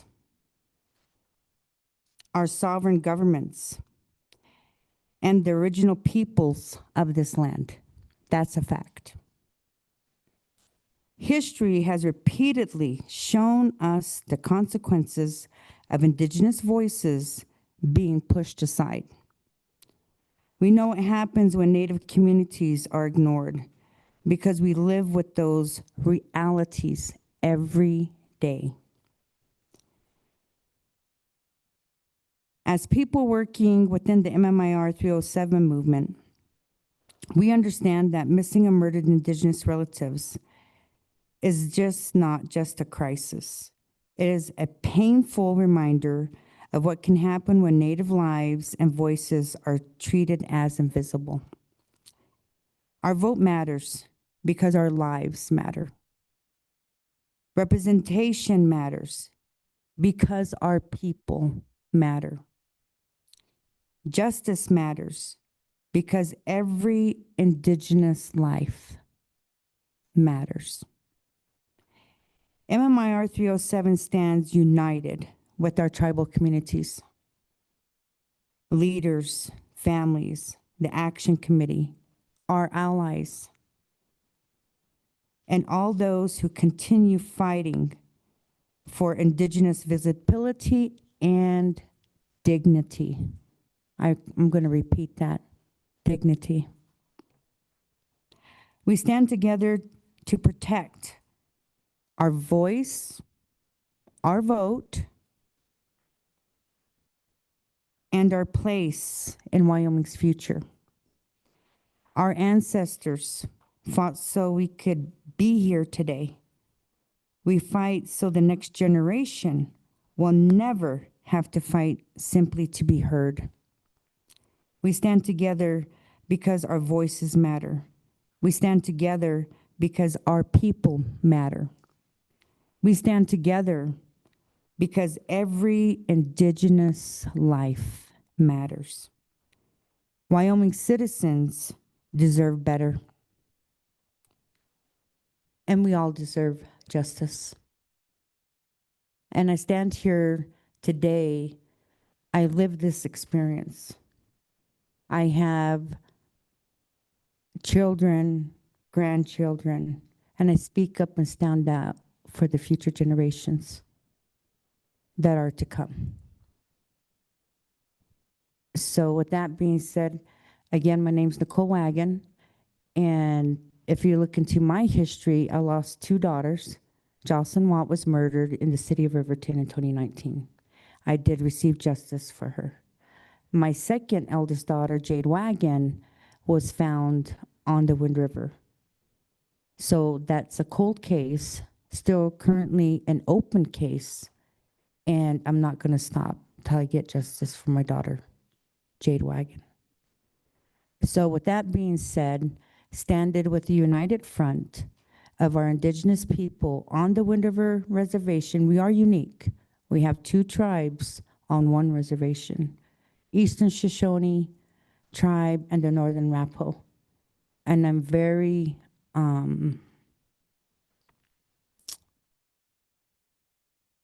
grateful to stand for both because I do have a grandson who is show rap. So we're all some way, somehow related. And we all, whatever happens to our people, it affects us all. So I stand here today about this issue and the redistricting and how our voice to vote counts and matters as well.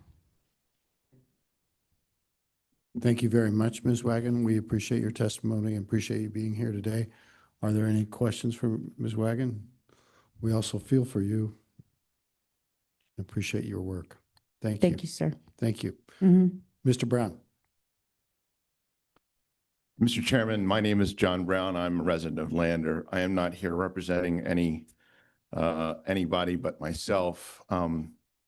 Just want to first say Ms. Wagon gave us a very moving testimony with regard, and I think she was getting at the redistricting portion of this committee meeting today. And I would just, Mr. Brown, we're not really quite to that I yet. understand. Yeah, okay. But I would just urge the committee to take her testimony into account during that portion of the hearing or the meeting here. With regards to the business that was discussed earlier, I think what was asked, but maybe it was you, Mr. Chairman, that had asked which subject should you carry forward and continue to work on and possibly vote on at some point in the future. And I had some thoughts on several of those things, and I would. The first one would be the ban on ballot harvesting. I think that is a worthy subject to continue to work on. I would support you continue to work on that.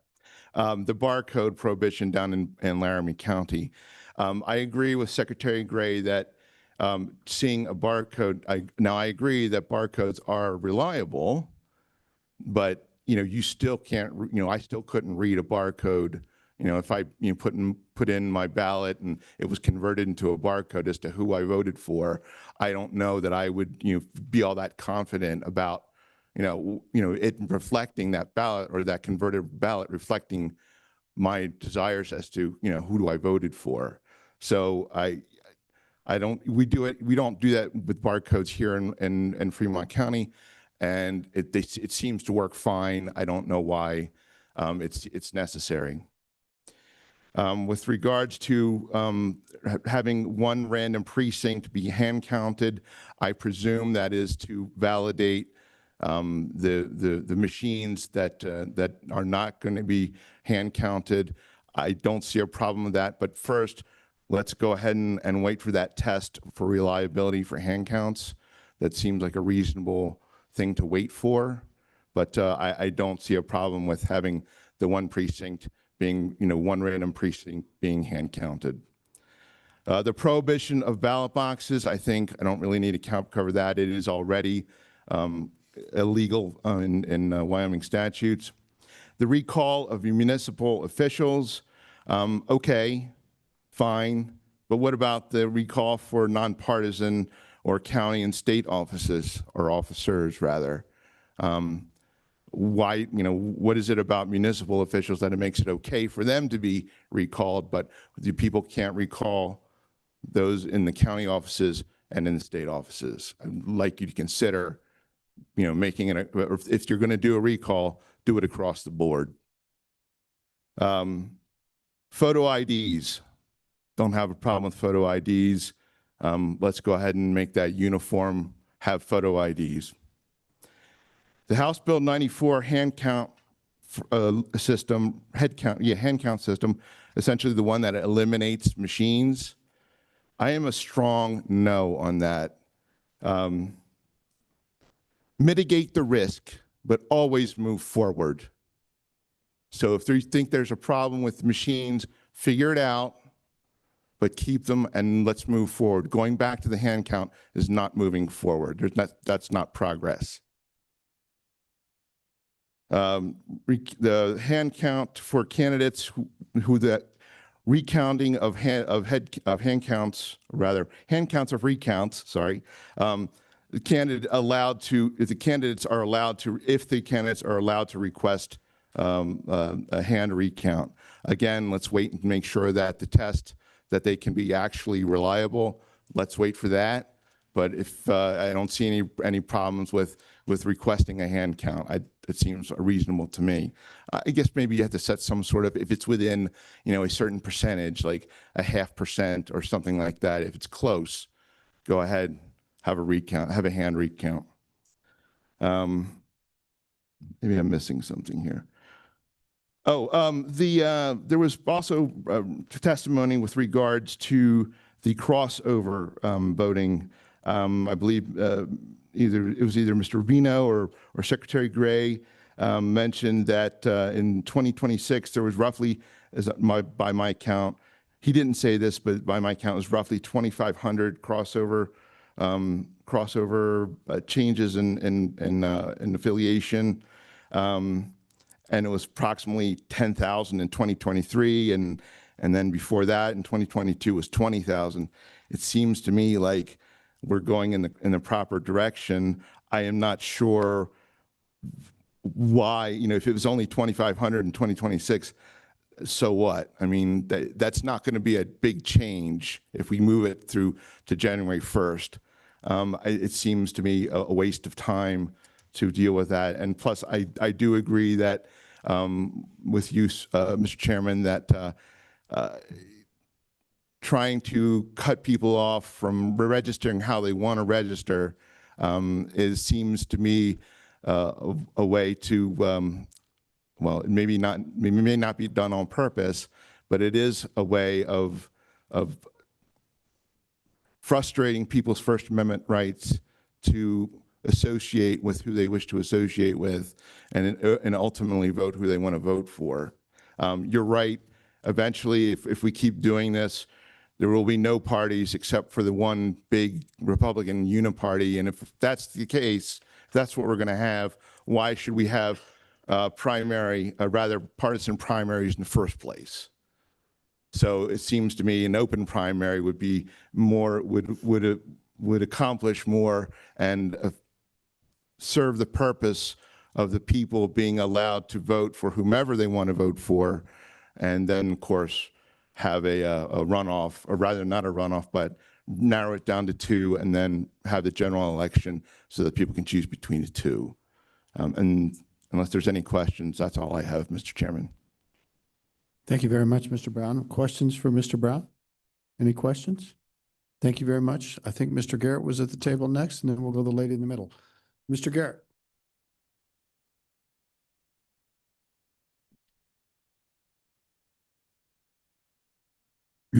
Thank you, Mr. Chairman.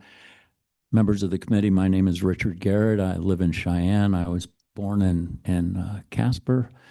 Had the good fortune to live here in Fremont County for over 20 years. It's remarkable to be back, and it's a beautiful day. I'm going to be brief. You have a lot of things on your table, and you've heard me speak on this issue before. I'm speaking on behalf of my mother, who has passed, but she did live in an assisted living home for several years before she passed on. She was always determined to vote. I always helped to make her vote count by taking her to the polling place. Secretary Gray ran into us shortly after we voted one day a few years ago, and she was proudly wearing her "I have voted" button. And the secretary was kind enough to sit with us for several minutes and share points of view and ideas with her, and I remain grateful to him for that. But I will say that as this bill, this last session was structured, it seemed to restrict people's ability to vote instead of facilitating their ability to vote. It also seemed to me it was an unfunded mandate on assisted living personnel to facilitate voting. At a time when a lot of folks are aging, me included, and aging in place, it's going to be even more difficult for them to vote. And so as you think about moving forward with the bill, I think that there are still a lot of questions to be answered. To suggest it's harvesting seems to be a very negative approach to a problem, and that is a lack of ability for people who want to vote, who are capable of voting, who have the right to vote, to do so in an uninhibited and yet secure way. Don't want harvesting, but I don't want my mother, I would never have wanted my mother's ability to vote to be restricted. She would have been so angry to think about that. And I hope you take that into serious consideration too. So thank you very much, and happy to answer any questions. Thank you very much, Mr. Garrett. I had the great privilege to know your mother. You did indeed. And be lectured by her a couple of times. Committee, any questions for Mr. Garrett? Right. Yes, ma'am. Good morning, Chairman and committee members. Karen Wetzel Lander. I'm just basically up here right now to give my personal opinion. I don't believe our founding fathers would have ever thought that crossover voting would become a problem in any of our states. I believe that if you are a registered Democrat, you should vote Democrat. If you don't have a Democrat person in your party that you feel is good enough, maybe you should run for office if you feel that strongly about it. In my opinion, crossover is, again, my opinion, crossover to me is lying and cheating. It's registering one way and then crossing over to do something that you don't agree with, to vote on the other side, and then crossing back, which isn't legal anymore. But again, that's my opinion. So running for a party that follows the party's platform, as you legislators, some of you know, there are a lot of people that run for Republican Party and then do not follow the platform. I believe the Supreme Court has spoken on that for the people that are doing that. Lastly, and this is directed at everyone, not just one other person, but I don't believe we are a democracy. We read if we verbally cite the Pledge of Allegiance and we read the Constitution, we are a republic. Thank you. Any questions? Any questions for Ms. Wetzel? Any questions?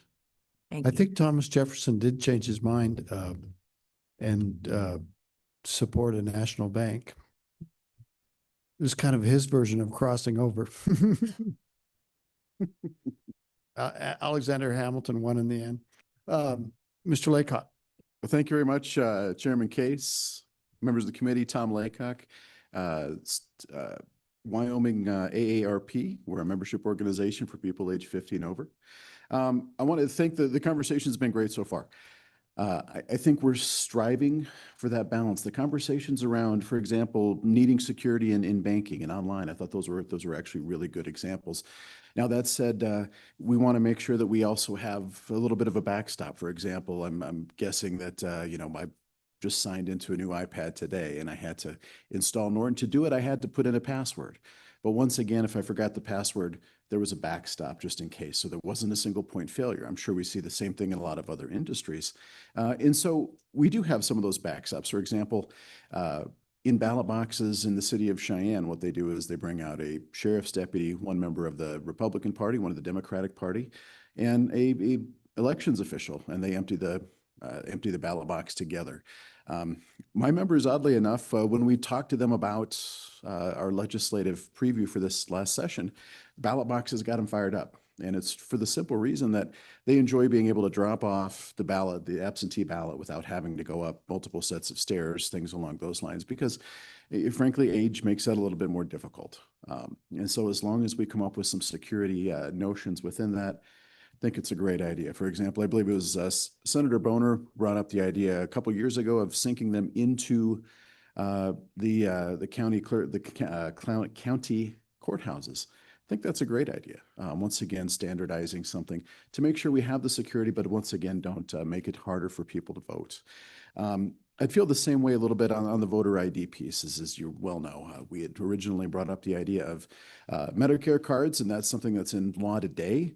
Now, one bill that wasn't discussed this last year was House Bill 80, and that allows folks who are in nursing homes to have an attestation from the nursing home director who's seen all the ID, who's seen the registration piece, to go ahead and then allow, make an attestation to WYDOT to allow that nursing home resident a ID card using an old photo. Now, that's a great idea. That's the sort of backstop we're thinking of. So if you want to go down the road of maybe tightening things up a little bit, once again, we just remind you, go ahead and make sure that you've got that ability to hit that button that says forgot password, so that there's not just one idea. For example, the state of Iowa, if my friend Mr. Rubino and I go to Story Gym and we're voting, and I get up to the desk to offer my registration or my tell them who I am. I go like this, go, oh, shoot, forgot my wallet. If Mr. Rubino is willing to attest and show his ID to say, yep, this is Tom, then I can vote. We both sign an attestation at that point. He is no longer allowed to do that for anyone else. So once again, that's just that forgot password button that we're going to hit. So as you're looking at voter ID, if you want to go down that road, that's absolutely fine. Just make sure you don't box yourself in too far on it. Last thing I was going to mention, Senator Landon talked about the idea of confidence in our elections and just being a little bit confused amongst some of his neighbors. One thing I might suggest within that is perhaps a bill to put a little bit of money towards reminding people that you may need to re-register after you've been purged from the system. I checked it out yesterday. Currently, there's 270,000 registered voters in the state. That's down from 296,000 in 2025. And that's actually, we see this every couple years. If you vote in the primary but not the general, you are actually purged from the system. In 2024, we saw 86,000 people purged from the system. So we want to talk about confidence in the election cycle, being able to walk up to the polling place and say, I know that I can vote today. That seems like one of the smaller things that we can perhaps do to offer people a little bit of confidence within that, and even just find a way to let them know outside of calling your clerk, who was, they're awful busy these days, just to check that you are in fact registered at this point. So with that, all that said, I'd be happy to stand for any questions. Thank you very much. Questions for Mr. Laycock? Any questions? Thank you, Mr. Laycock. Thank you. Anybody else in the room? Okay, let's go online.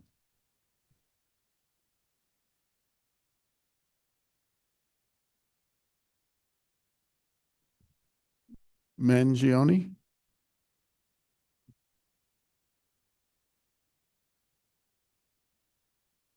Mr. Mangione? Good morning. Can you hear me? Yes, sir, it can.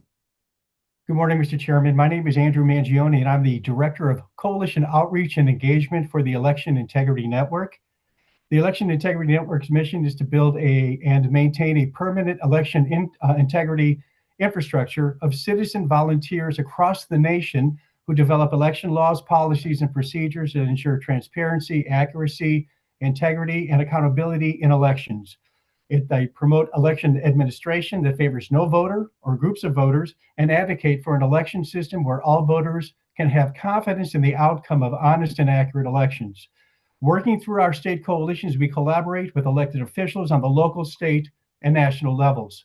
These proposed election integrity bills discussed this morning underscore our U.S. Citizens Elections Bill of Rights and the principles in our Model Election Laws Handbook. For example, HB 48 requires pen and paper ballots, as previously discussed, as the default method for marking votes in all in-person elections and creates a permanent, verifiable physical record that cannot be secretly altered or manipulated by software. It enables independent audits and recounts and restores the public's ability to observe every step of the process. HB 48 wisely retains assistive devices for voters with disabilities while making secure paper the standard. Wyoming voters deserve elections that they can trust and verify themselves. Paper ballots are the proven low-tech solution that has served our republic for generations. Allowing the use of a pen to hand-mark paper ballots eliminates risky, insecure technology that could skew election results and undermine voters' confidence in the election process. And I respectfully urge the committee to pass HB 48 without amendment.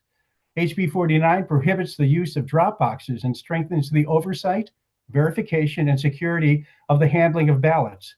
It would also reduce inconsistent security measures and increase the public's trust in election outcomes.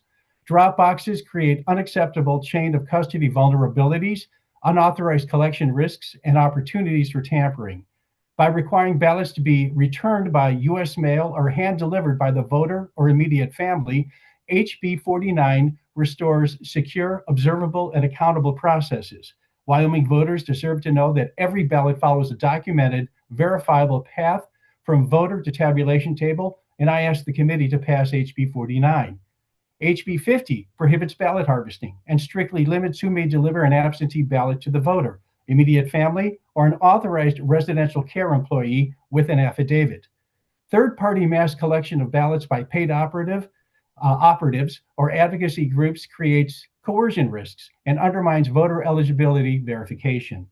This bill closes that loophole while protecting legitimate family assistance. Any ballot delivered in violation is properly spoiled. This strong enforcement safeguards vulnerable Wyoming citizens, and I urge the committee to pass HB 50 and send a clear message that only legally obtained verifiable ballots will be counted. HB 51 requires random post-election hand count audits. By mandating a hand count audit of at least one randomly selected precinct per county after every primary and general election, HB 51 provides transparent, risk-limiting verification Wyoming voters demand. Comparing hand counts to machine totals and publicly reporting discrepancy builds the confidence voters deserve. HB 51 delivers the verifications that Wyoming's voters expect, and I respectfully urge the committee to pass this proposal. HB 52 requires hand counting of ballots during recounts. Once HB 48 makes hand-marked paper ballots the standard, HB 52 ensures the recount itself is as transparent and accurate as the original count. Machine recounts can hide errors or manipulation. Hand counts allow bipartisan observers and the public to verify every ballot. HB 52 delivers accurate, observable verification that is non-negotiable, a safeguard that Wyoming voters demand. And I urge the committee to pass HB 52 and give Wyoming voters recounts they can watch and trust. HB 53 ensures meaningful bipartisan observation at polling stations and during absentee processing and is a cornerstone of public trust. Wyoming voters deserve observers that see, not merely stand aside, chain of custody, ballot handling, and tabulation. HB 53 delivers those protections. Transparency deters misconduct and reassures every Wyoming voter that the process is open and honest, and I urge the committee to pass HB 53. Senate File 29 removes Medicare, Medicaid, and student IDs as acceptable forms of voter identification. Only IDs that clearly confirm identity, residency, and U.S. citizenship should be used when voting. Medicare, Medicaid, and student IDs do not meet this criteria. SF 29 closes this loophole by providing free, for voting only photo IDs for eligible citizens and ensures that a verified eligible citizen must cast every vote, and I urge the committee to pass SF 29. I appreciate the opportunity to provide testimony on behalf of free and fair elections, and I would like to encourage the committee to review the Election Integrity Network's Model Election Laws Handbook, which is available at www.modelelectionlaws.org for additional model provisions supporting these reforms, and I'm happy to take any questions. Are there any questions for the gentleman? Any questions for the gentleman? Mr. Mangione, where is your organization located? What's the legal address? We're out of Washington. And you are not a Wyoming citizen, correct? No, sir. I work remotely from my home in Louisville, Kentucky, but we have 30 plus state coalitions, and we're working on establishing coalitions in the other 50 states, and the other 20 or so states, I should say. Thank you for your testimony, sir. Thank you, sir. Anybody else online? Okay. I think we've heard all the public testimony. Committee, what is your pleasure on deciding which bills to take up in the interim? Representative Webb. Thank you, Mr. Chairman. I think out of the respect of time, I'd like to make a motion that we have LSO draft the bills that has been presented by the Secretary of State for further study and action at our next meeting, which gives us time as a committee to review and tweak them, and then to get eventual public comment on each proposed bill.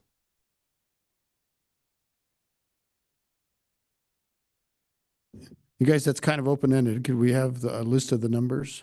Mr. Secretary, could your office help us with the list of the numbers? And then we could treat it as a consent list. You guys want to? I'm just trying to be efficient, but I don't think we can just say everything that people said we got to have a bill on. Let's have some actual numbers. Okay, Mr. Secretary. Well, Mr. Chairman, just to clarify, we asked for all of them that had failed. I think it's about 30, and then we pinpointed, I believe, 7 more that had failed, and we provided a little more time on them. You can clarify which ones it is, and then the January 1st crossover. So, I mean, if Well- it's the full list, 40 pen and paper ballots, 49 ballot drop boxes, ban, Slow down just a little bit. There you go. Okay. 50 ballot harvesting prohibition. I like calling it a ban. You know, I just, Okay. it's a lot cleaner.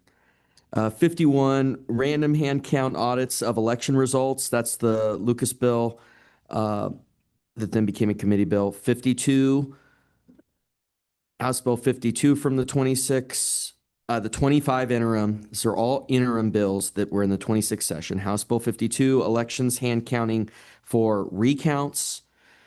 That was originally the Haraldson bill. House Bill 53 from the 2026 session, 25 interim.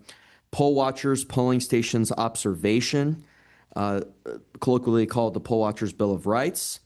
House Bill 54, elections, independent candidate requirements. That really is important on the independent work. Senate File 29, elections, acceptable identification revisions. That's the photo ID for voter ID. And then Senate File 33, political parties, county central committees. So that's from the 25 interim committee bills that did not pass 1, 2, 3, 4, 5, 6, 7, 8, 9. And then I had the January 1st request on crossover. And then Why don't we do that? Let's not make that part of this, the consent list. We do that as a separate bill. Is that all Okay. right with everybody? Just trying to be procedure. Okay, so January 1st one. Keep going, Mr. Secretary. You're doing great. thank you very much. And then from the 2026 session itself, these were ones that the committee did not sponsor other than the January 1st one. The 9 I listed were the ones the committee sponsored that did not make it. These are other bills from the 2026 legislative session. Recall of elected municipal officers. Bond election language process. That one's a little more, you know, I'm fine if the committee wants to do it, but that one is maybe, there's a member that's been interested in it with me on that. House Bill 84 was falsifying election documents. That was one of the management audit committee bills. I know the chairman was very concerned that those went through management audit and not corporations. So that was one that failed. That was a management audit bill. House Bill 85, post-election audit procedures. That was clarifying that the post-election audit would have witnesses. That failed on the Senate side. That was a management audit committee bill. House Bill 94, the Election Purity and Hand Count Act. That is the machine elimination bill. A lot of great work on that too. A great bill. House Bill 187 was political parties, county central committees 2. I think when it failed over in the Senate, a House member brought it. That's why it has the designation 2 after it. And then Senate File 108, election purity and hand count 2. I think same thing there in the reverse, that a Senate member brought it, but it was a mirror bill to the House side. So discounting the mirror bills and discounting the January 1st crossover bill, that's 1, 2, 3, 4, 5 bills. And that is with the bond election language process bill. So that's 5 bills that the committee did not take up in the interim that were election integrity bills from the 2026 legislative session that we support. So I guess it's 9 + 1 + 5. It's 15. I think I got it. Josh, do you possibly have that? Do you think? I think so, Mr. Chairman. Okay. So you guys, let's go through these methodically. Let's Representative Webb, in regards to your motion, could we make it a consent list on 40, 49, 50, 51, 52, 53, 54, 29, and 33? That was is that 8 or 9? That's 1, 2, 3, 4, 5, 6, 7, 8, 9. The 9 bills. And Mr. Chairman. Who's talking? That's Josh. Go. I think that first one should be 48 and not 40. Correct. I'm sorry. Yeah, 48, 49, 50, 51, 52, 53, 54, 29, 33. We could handle this first. This is bills that failed in the last session that were committee bills, I guess they all were. But I would treat it as a consent list, and first we need a second to your motion. Got it by Flock. And then see if people want to pull things off. And it may be if we want to pull every single one of them off, but I don't know how to proceed. You know, Mr. Chairman, just point of order. yeah. And I think we should be clear, we should be able to talk on the whole consent list before we start, not treat it like the consent list we do in this session. I mean, just talk about on the concept of whether we want to take these up, which ones we might want to pull off. So let's discuss it. Senator Landon. Well, Mr. Chairman, just kind of the same question I would ask that I asked a year ago, which is how many of these does the committee want to put its stamp on? We've got some chairmen in here. I'm looking at a couple of them on the House side. You're our good chairman. We've got a chairman or two over here. I don't know how many of these you want to try to carry to the session. The other question that I would have on a blanket motion like this, my understanding is there's 3 or 4 of these election hand count bills there. Doesn't it make sense that we would come up with one that would be adequate? There's talk that we already passed one, which would allow, if we watch and see how that works, maybe take this up the following year. So I just have some real questions about the consent list. Just not sure where you want to go with it, but I'll try to ride along. I'm not sure myself, Senator Landon. I don't want to spend we have lots of work to do in the interim, and there's lots of things we've put off in past interims because we've taken up so many election bills. So I'm not enthusiastic, but I'm trying to find a way that the good members that do want to support these bills can express themselves and direct the committee as we go forward if there is a majority. So who else would like to comment on the procedure and suggest something else? Senator Dockstader. Thank you, Mr. Chairman. I'm concerned that just this sweeping vote doesn't give us a chance to go back through and vet the process again. I know we have, but we need to again. We're starting a new session. And I'm a little concerned there's this sweeping vote that we approach it this way. That's fair enough. And Mr. Co-Chair and I had a discussion earlier. You recall that you were going to try to narrow this down to just like 3 bills, but now we're looking at, 9 plus 1 plus 5. Mr. Chairman, I think this particular process is okay. We're moving these forward conceptually for the next meeting. Each one we've reviewed before, we've had comment on before. I think it will be easier to narrow that down once we see those as independent bills in the next meeting. Again, some of them are fairly simple, and I think it's kind of made that way. But conceptually, we can see these in written form and decide whether we want to carry those as independent bills next meeting. Sure enough, Mr. Co-Chairman, but we've had a lot of testimony on this. And can you imagine if we take up each one of these bills individually and work it, and we will have tons of testimony? It will take an entire day to just do the 9 bills, for example. And it will take an entire day from our county clerks. And then if we add 5 plus 1. Mr. Chairman? I think the committee's done a lot of work, but I think the public is going to weigh in on this, and it's going to be big. Senator Dockstader. Mr. Chairman, and I know we're bringing it back and we've discussed it multiple times. Thank you. But at the same time, by doing this, we skip the notice process, don't we?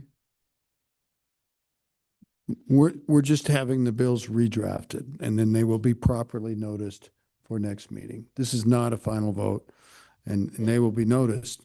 And I will guarantee you they will get lots of attention from the public and lots of testimony.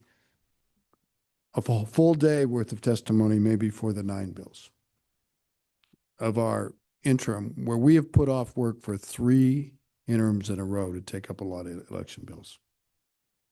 So let's hear more. Okay.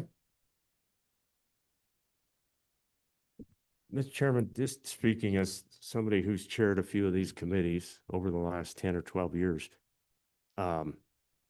I would just remind that one of the reasons you do a joint committee effort like this is to try to help bills rise to the level of a joint committee. And my question would be, if we're going to roll out 15 for consideration on a voice vote here, do all 15 of these reach the level of the joint corporations bills? I think that's the question in my mind.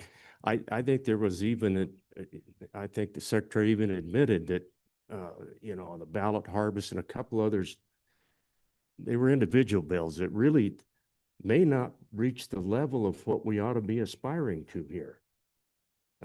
So on a consent vote like this, we're lumping a couple bills in there that maybe don't even make the measure. Thank you. Well, fair enough. Maybe, maybe the consent idea is just a bad idea. So we'd go through each bill individually. I guess I'm. I mean, which way do you want to go? But I know. it's not 15 on the consent list. It is 9 on the consent list. But your point is superb. And if anybody wants to object to this, we can just take them up individually. So I think we got an objection. Representative Brown. Mr. Chairman, Representative Webb has made a motion.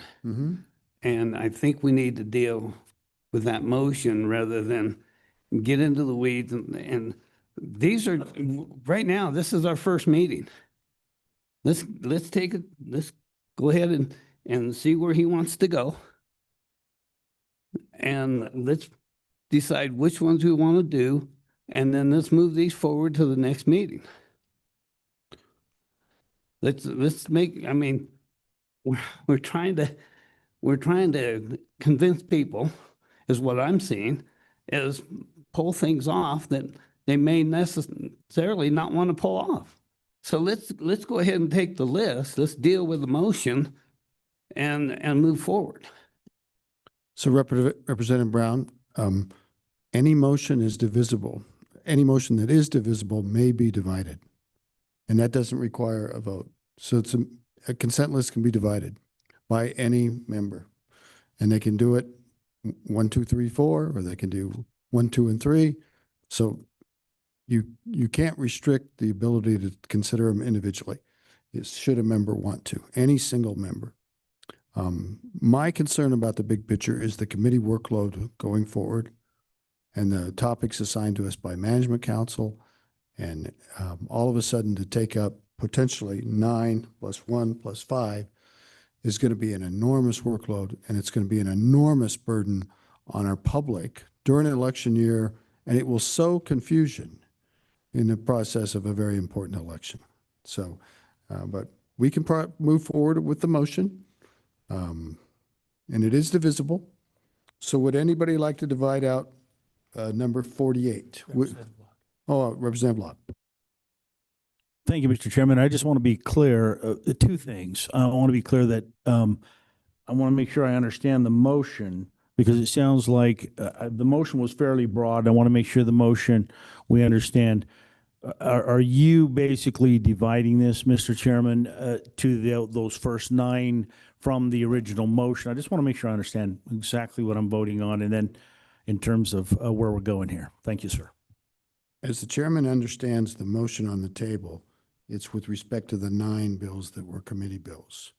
And then the next set of motions would deal with bills that were other persons' bills and a new proposal separate for a January 1st registration deadline. So that's could be potentially 3 different motions, could be more.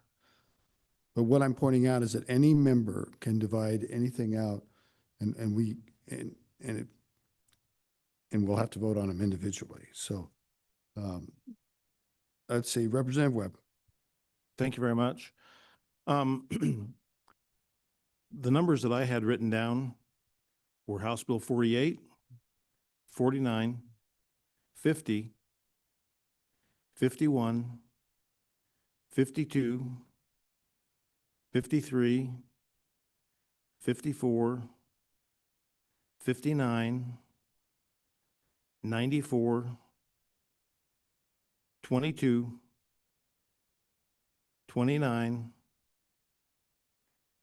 33, and then the crossover, if that's, those are the ones I had. So I know that there was some others added later, but when I made my motion and I was trying to save some time, I didn't specify those, but those are the ones that I was specifying, just to make it clear. Thank you very much, Representative Webb. I may have misunderstood that you were only wanting committee bills.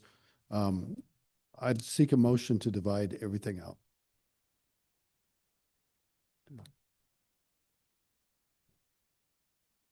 Mr. Chairman, I'll move to divide it out.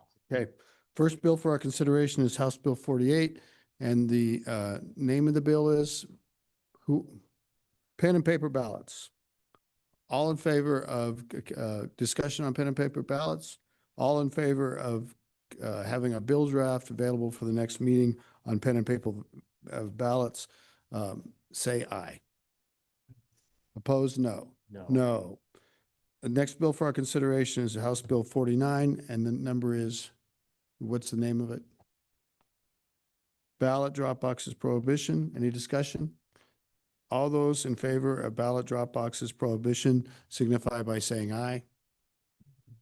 Opposed? No. No. The next bill for our consideration is House Bill 50. What's the name? Thank you. Ballot harvesting prohibitions. Any discussion? All those in favor signify by saying aye. Opposed? No. No. Next bill for our consideration is House Bill 51. Random, say it again. And Representative Weber, how about you turn on your mic and then you stick with me, and you're helping out very much. Got Say again, random hand count. Audits, random hand count audits. Okay, thank you. You're excellent. House Bill 51, random hand count ballots, Mr. Chairman. audits.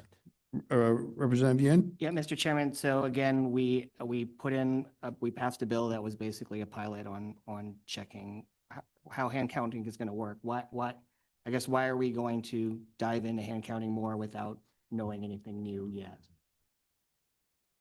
Fair enough. Anybody else want to talk? Yes, Mr. Chairman. Go ahead, Representative Weber. What this bill also does is it audits the election results and provides for more transparency. Okay. Anybody else want to speak? Question is on House Bill 51, random hand count audits. All those in favor signify by saying aye. Opposed, no. No. Next bill for our consideration is House Bill 52. Elections, hand count for recounts. Election and hand counts for recounts. Thank you, Representative Weber. Discussion? Discussion?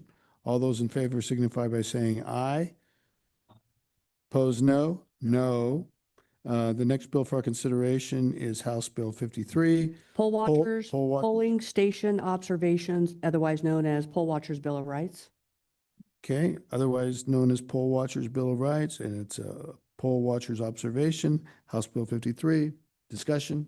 All those in favor? Mr. Chairman. Yes, Yeah, Representative Yen. Mr. Chairman, thank you. I just want to, I think the secretary had a comment saying he was baffled on why this didn't pass. I think the biggest objection was that it would have allowed a party to put as many poll watchers in a voting place as possible, probably over even a fire code restriction. So I think the issue is intimidation. And again, what I didn't understand the discussion, and I don't understand why we would have anything new to speak on. And so I am confused on why we are pushing other committee work for a bill that is meant to, that could easily just be brought as an individual bill next year if someone so wanted.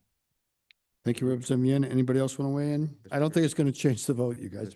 Senator Landon? Yeah, none of the votes will change. I get that, but I'm with the good representative over here. That's a bill that had a lot of problems in the Senate. It doesn't work. It overloads polling places. That was one of the bills that I was trying to allude to the committee, that it simply does not rise to the level that we ought to aspire to. But let's take the vote. Thank you. Thank you, Senator, and apologize for maybe dampening debate. The question is on House Bill 53. All those in favor of having that bill drafted signify by saying aye.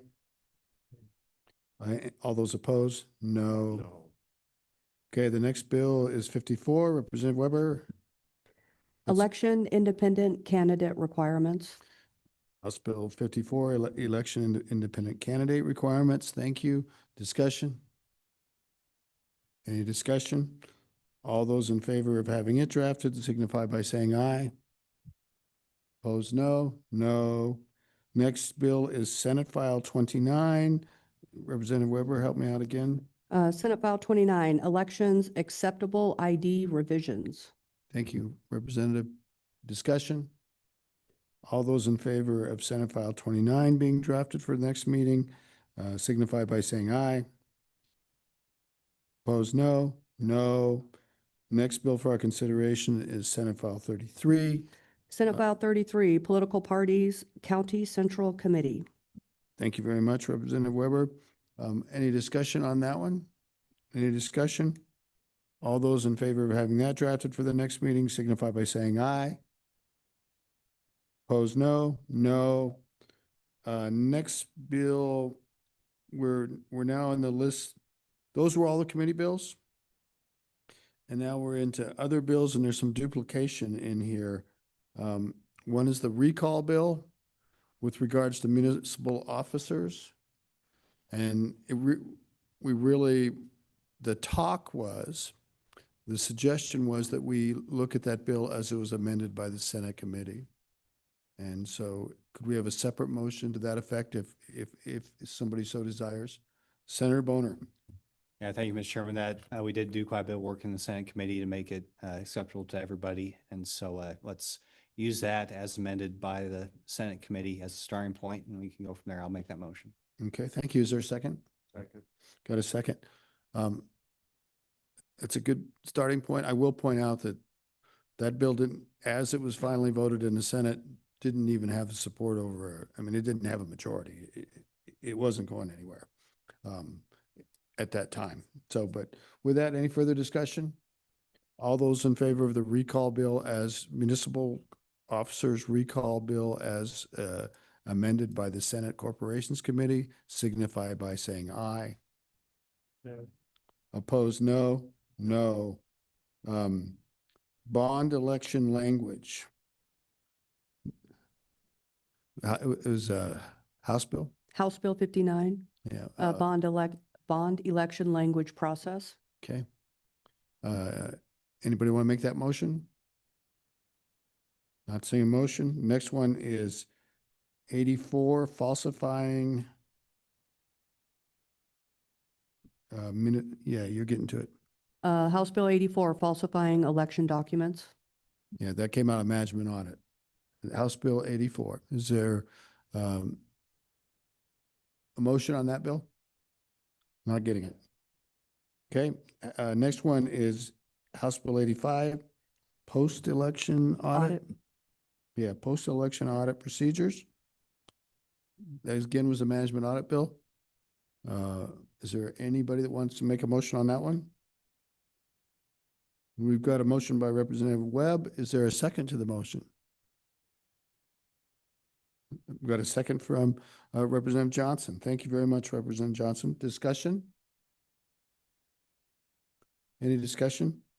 All those in favor of taking up as a draft bill, House Bill 85, post-election audit procedure, signify by saying aye. Opposed, no? No. Next bill for our consideration is House Bill 94. House Bill 94, Election Purity and Hand Count Act. Okay. Would anybody like to make a motion on House Bill 94, election purity? We got one by Representative Weber. Is there a second? Got a second by Webb. Discussion, Senator Boner. Thank you, Mr. Chairman. I'm going to be a no on this one just because I think it's okay to make a decision now.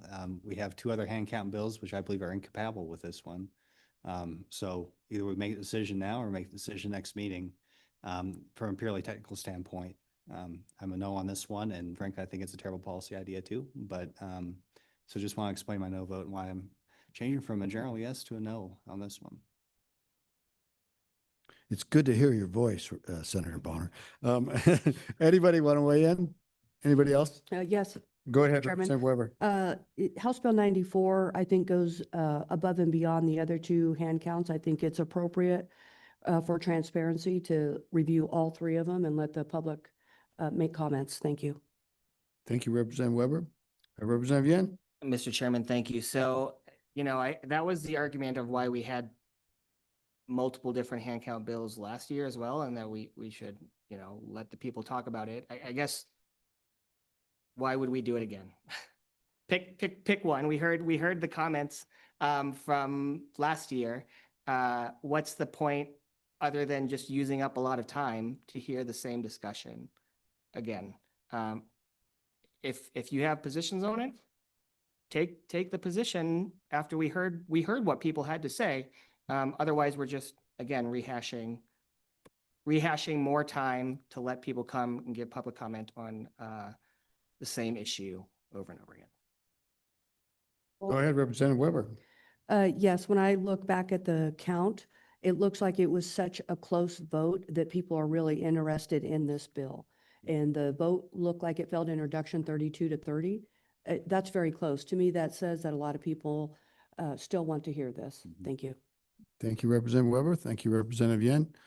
For the discussion, the question is on whether we should have House Bill 94, election purity and hand counts, prepared for discussion at our next meeting. All those in favor signify by saying aye. Opposed, no. No.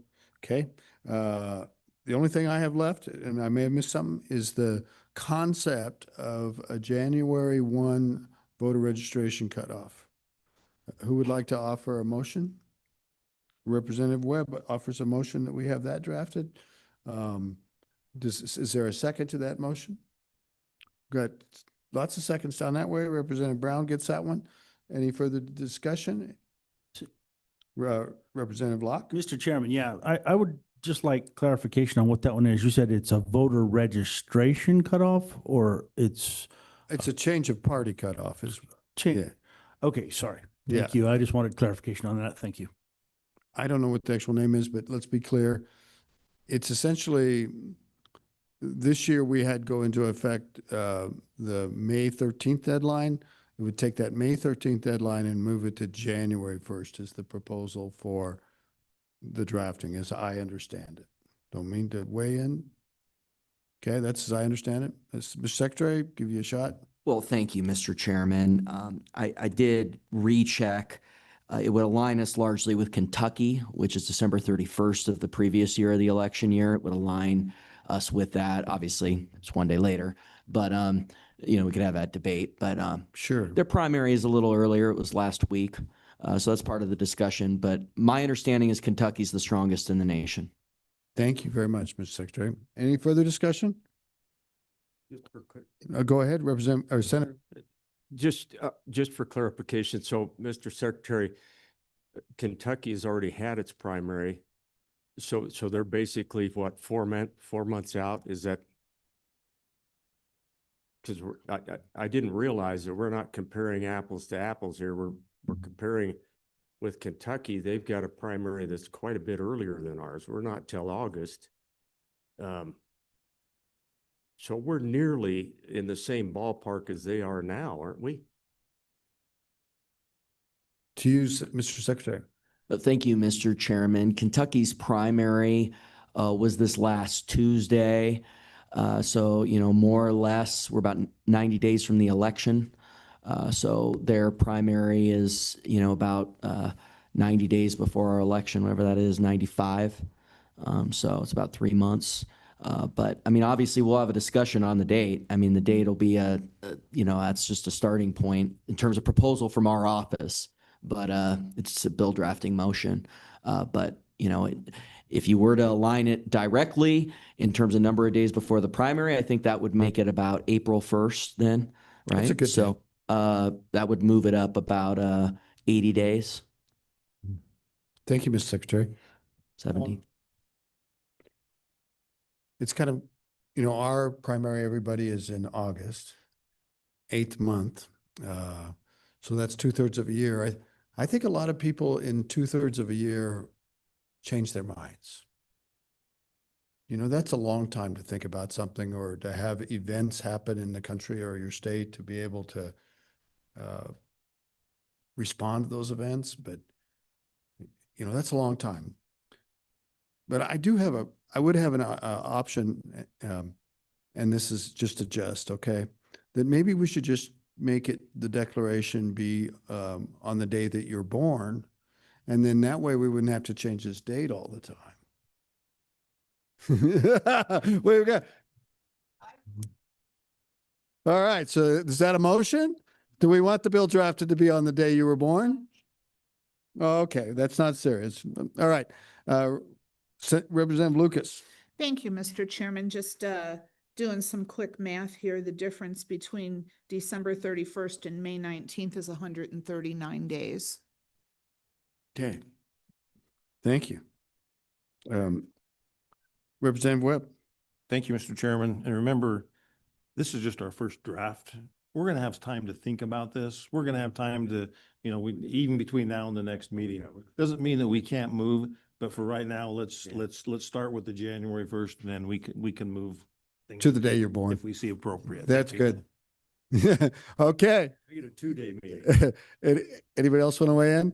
All right. The motion is to have a bill draft that would have the change of voter registration deadline be January 1st of the election year. All those in favor signify by saying aye. Opposed, no. No. I think that's all of them. That's a lot. We better take a break. Let's take Mr. a break Chairman. for 10 minutes and come back in at 11:20, and we'll take up the redistricting concepts. Thank you.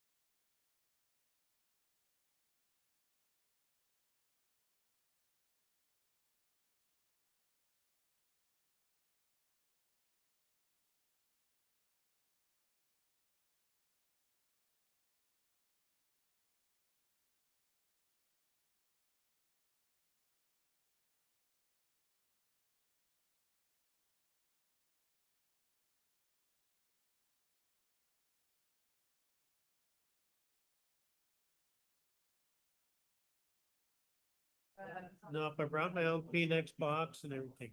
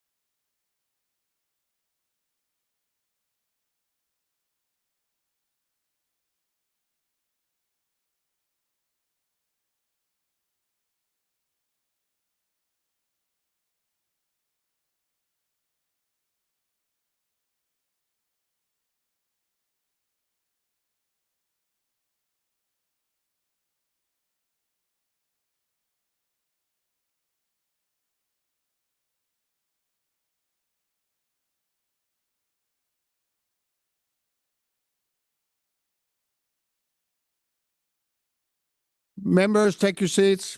It's Friday. I know you want to get on the road. So think about that. We'll call the meeting back to order. And we haven't finished our, please, you guys, I'm asking you to sit down. Thank you. Mr. Anderson, do we have a staff presentation on the 2030 redistricting? Mr. Chairman, yeah, so we do have, so just a brief kind of background. Mr. Garrett, would you ask the people back there to be quiet? Thank you. And back to you, Mr. Anderson. So yeah, Mr. Chairman, so yeah, we do have this redistricting topic originally on the agenda, just to provide a brief update on the current activities that are happening related to the 2030 redistricting. This was kind of separate from then. In the meantime, the Supreme Court decision came out, has generated some additional discussion around the state. But initially, we just have a presentation from Clayton Caldwell in our office on his activities related to the 2030 redistricting. Okay, Mr. Caldwell.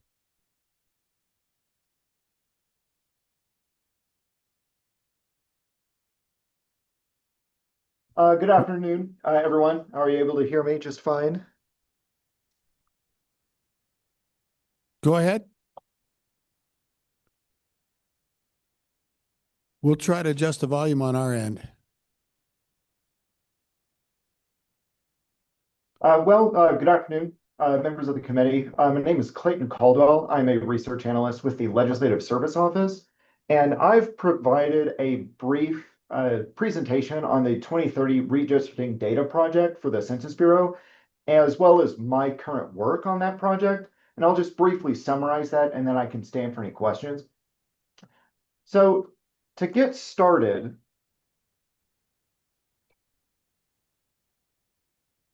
what is the redistricting data project? Well, this is a Census Bureau project that's required by law.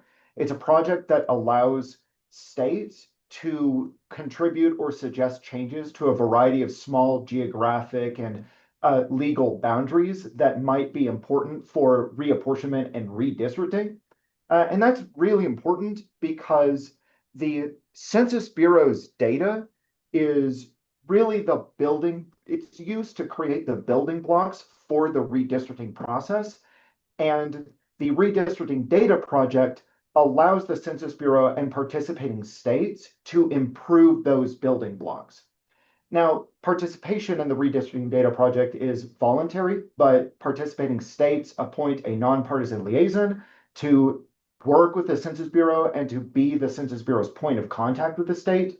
And then those liaisons are, of course, appointed by the governor and legislative leadership in each state. Now, about those RDP nonpartisan liaisons, in Wyoming's case, that would be me. I am Wyoming's nonpartisan liaison for the 2030 RDP.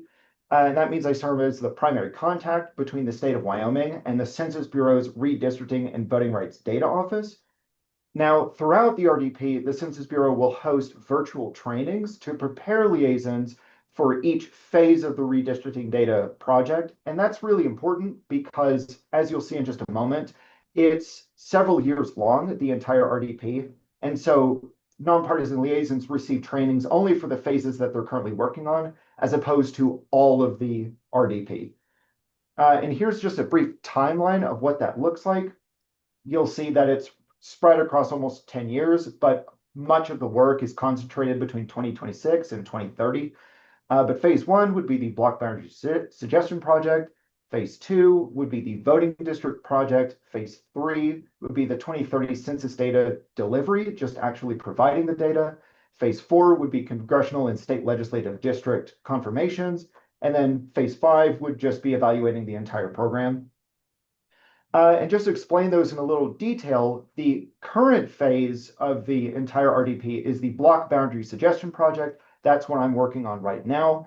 And in this phase of the RDP, nonpartisan liaisons are able to suggest changes to the prototype block boundaries that have been generated by the Census Bureau. And just to explain what that means, census data is organized by a variety of different geographic levels, including state, county, census block group, and census block. Now, census blocks are the smallest geographic unit that Census Bureau collects data for, and it really serves as the basis for all of the other geographic boundaries that they create. And those census blocks are created using the intersection of linear data. So you have visual data such as roads or streets or other physical features of the area. And then you have non-visible features such as property boundaries or other non-visible but still legal boundaries. And it's where those boundaries intersect and form closed polygons that you get a census block. And so nonpartisan liaisons are able to review that geospatial data by each county and suggest potential changes to the Census Bureau. And then once that data is submitted to the Census Bureau will review it and determine if they are good suggestions or not. And until yesterday, the submission deadline was May 29th, but currently they've extended the deadline by an additional week. So the deadline should be June 5th. And I'll just give a brief example of what this looks like. So this is a census block that's just west of Cheyenne. And if you kind of look in the bottom right corner, you can see a reference point to show that it's a pretty large space. And this may or may not be normal, depending on how populated the area is. In this particular case, you can see in the very middle of this census block, and that's what I've highlighted blue, there were a number of roads that didn't exist in the GIS data system, but I added them because I noticed that there were people living there. And so if you look at the next area or the next picture, you can see what I've done is I had this very large block boundary or prototype block, and then I added a number of roads that were missing from the Census Bureau's data. And then I suggested that those roads be considered potential block boundaries. And so that will be submitted to the Census Bureau. And if they agree that it's a good suggestion, then those may become new block boundaries. And there's just one more example. This is just north of Cheyenne. Similarly, there were a number of homes in this area that I was able to identify. And then I also noticed that there were named roads that existed in reality, but simply weren't in the Census Bureau's data set yet. So I added those to this data, and then I flagged them as potential block boundaries. And so just like the previous example, this will be submitted to the Census Bureau. They'll review it, and then if they all seem like good examples or good suggestions, then they would also become new block boundaries. But then moving on to the next phase of the RDP, just to reiterate, we're not at this phase yet, so I'm not entirely sure how much work is going to be involved or what exactly this is going to look like. But what I do know is that liaisons here will suggest changes to voting districts like precincts, election districts, and wards in a manner similar to the block boundary suggestion project. But training for this phase of the RDP is going to happen probably in the near future.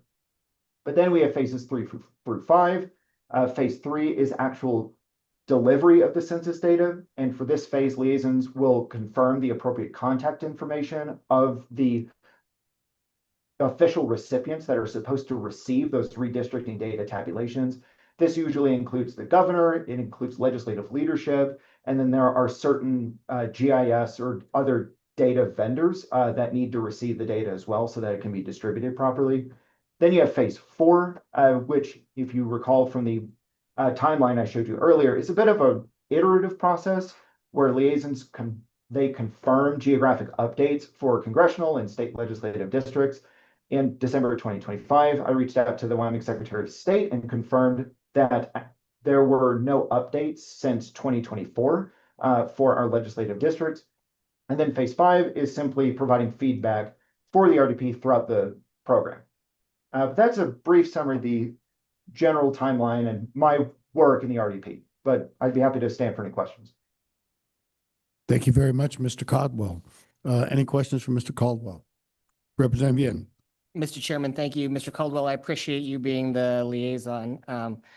There are probably 3 of us on the committee that were on the committee during our last redistricting. And what I learned during that process was that because we are so rural, some of these census blocks can be very, very large because there just aren't that many people in them. And they kind of make some of our district building wonky looking in places that are extremely rural.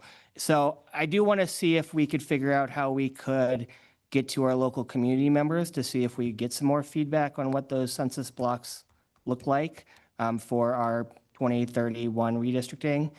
So do you have any thoughts on, how should I communicate that to, should it just be like talking to local electeds and getting them to communicate what would make for better census block boundaries for our next redistricting, or maybe, and our next census, frankly, because it would have to deal with our census. Or maybe is there a way for me to communicate what the census blocks look like to my local community so they can see which ones look maybe a little too wonkier than actual community of interest that we have now? Mr. Caldwell.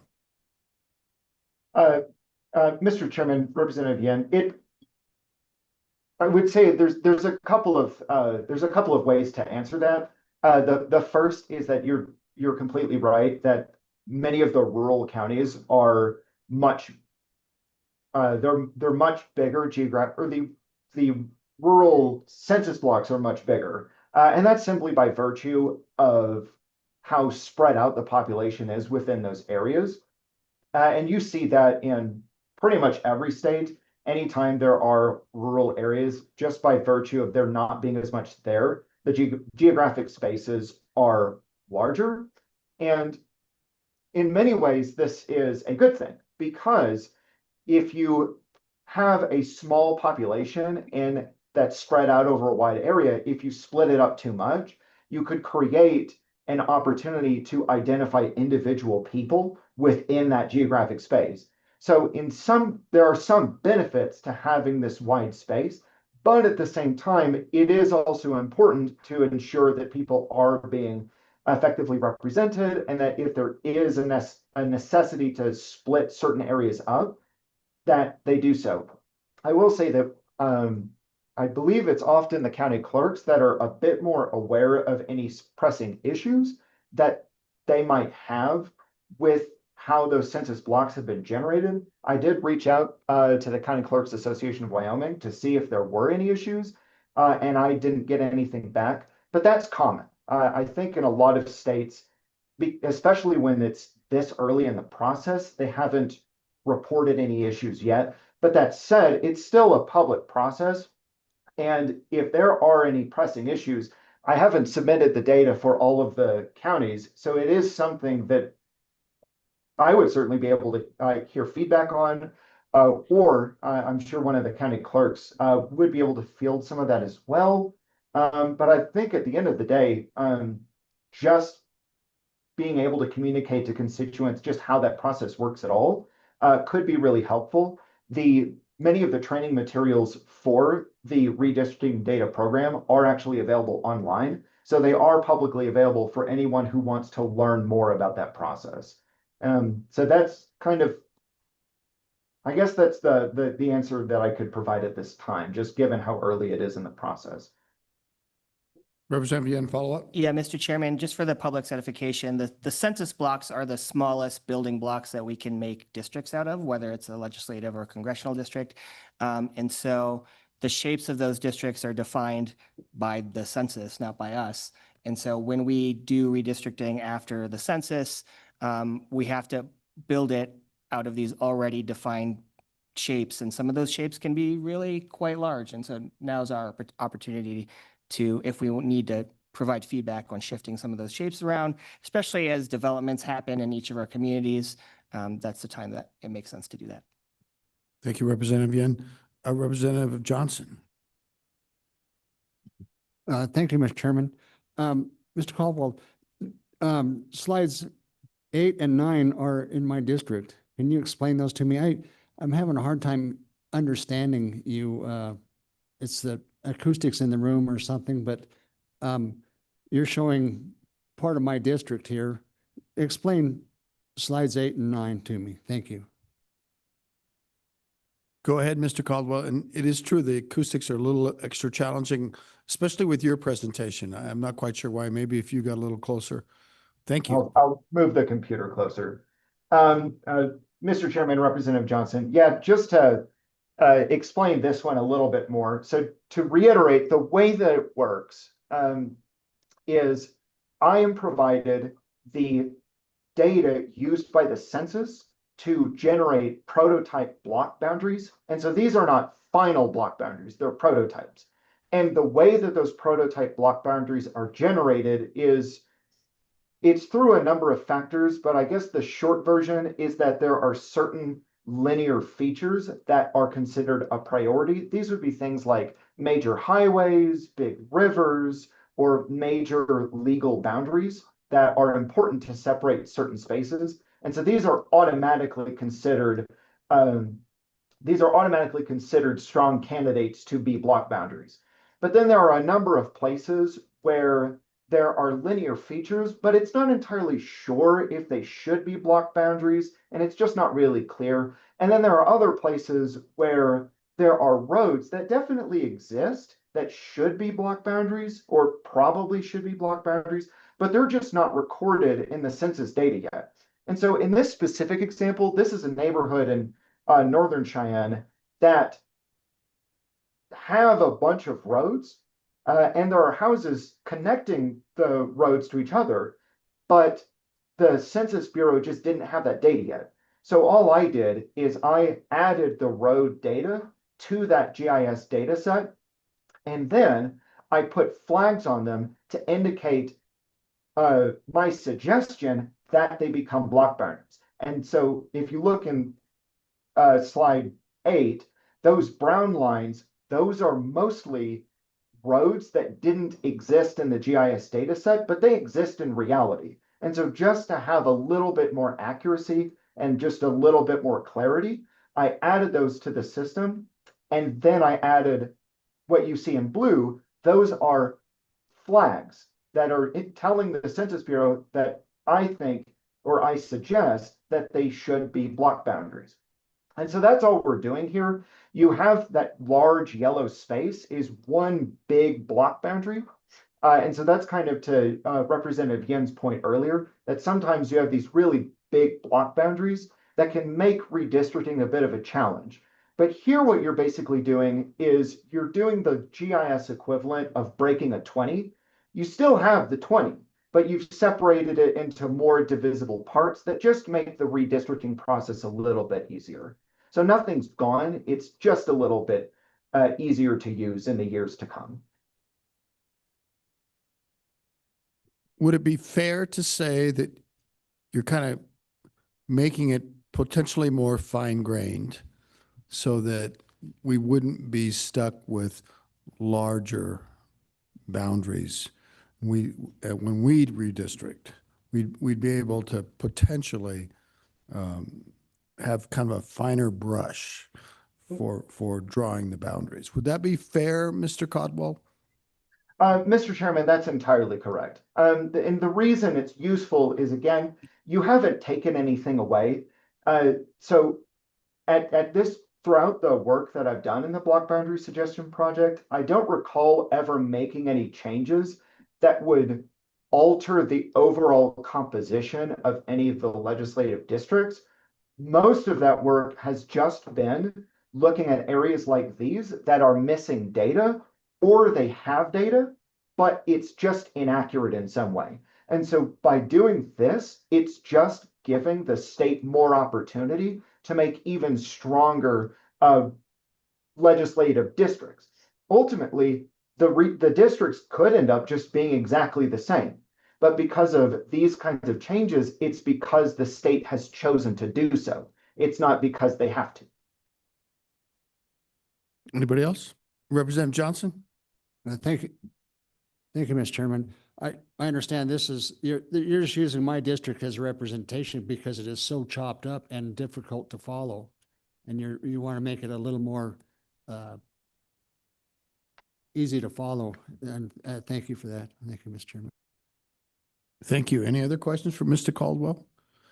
Representative Yen. Yeah, Mr. Chairman, again, just to create a concrete example. So in 10 years, developments can happen in a region. And so what you could happen if the census doesn't actually know that there's a new development there, the census boundary, block boundary is going to be set. But when the census happens, they realize, oh, there's 500 people there. And so then you'll have a census block that has like 50 people and a census block that has 500 people. And so you kind of have to be, it makes it harder to make a community of interest when the census block doesn't really represent how divisible a population can be anymore.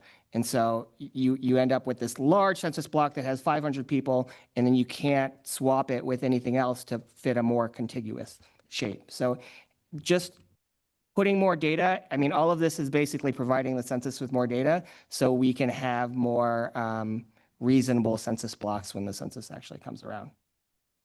Thank you, Representative Yen. Anybody else? Mr. Caldwell, I kind of have a question about how did the legislature and how did you get this job? And why is it not an executive position? Or are you just one of many? Are you the point man for the whole state? I don't understand that completely. And could you help me? Yes, Mr. Chairman. So to reiterate, the states are able to choose whether or not to participate in the redistricting data program at all.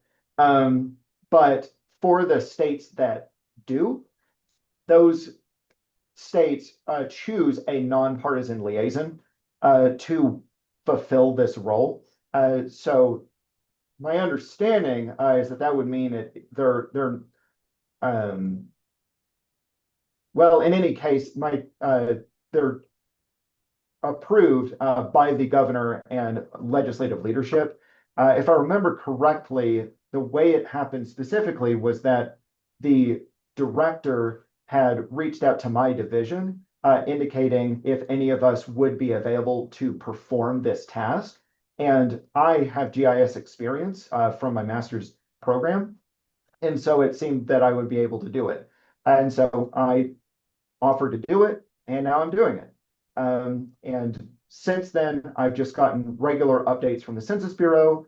But throughout this process, nonpartisan liaisons do have the ability at certain phases to bring additional people to work with them.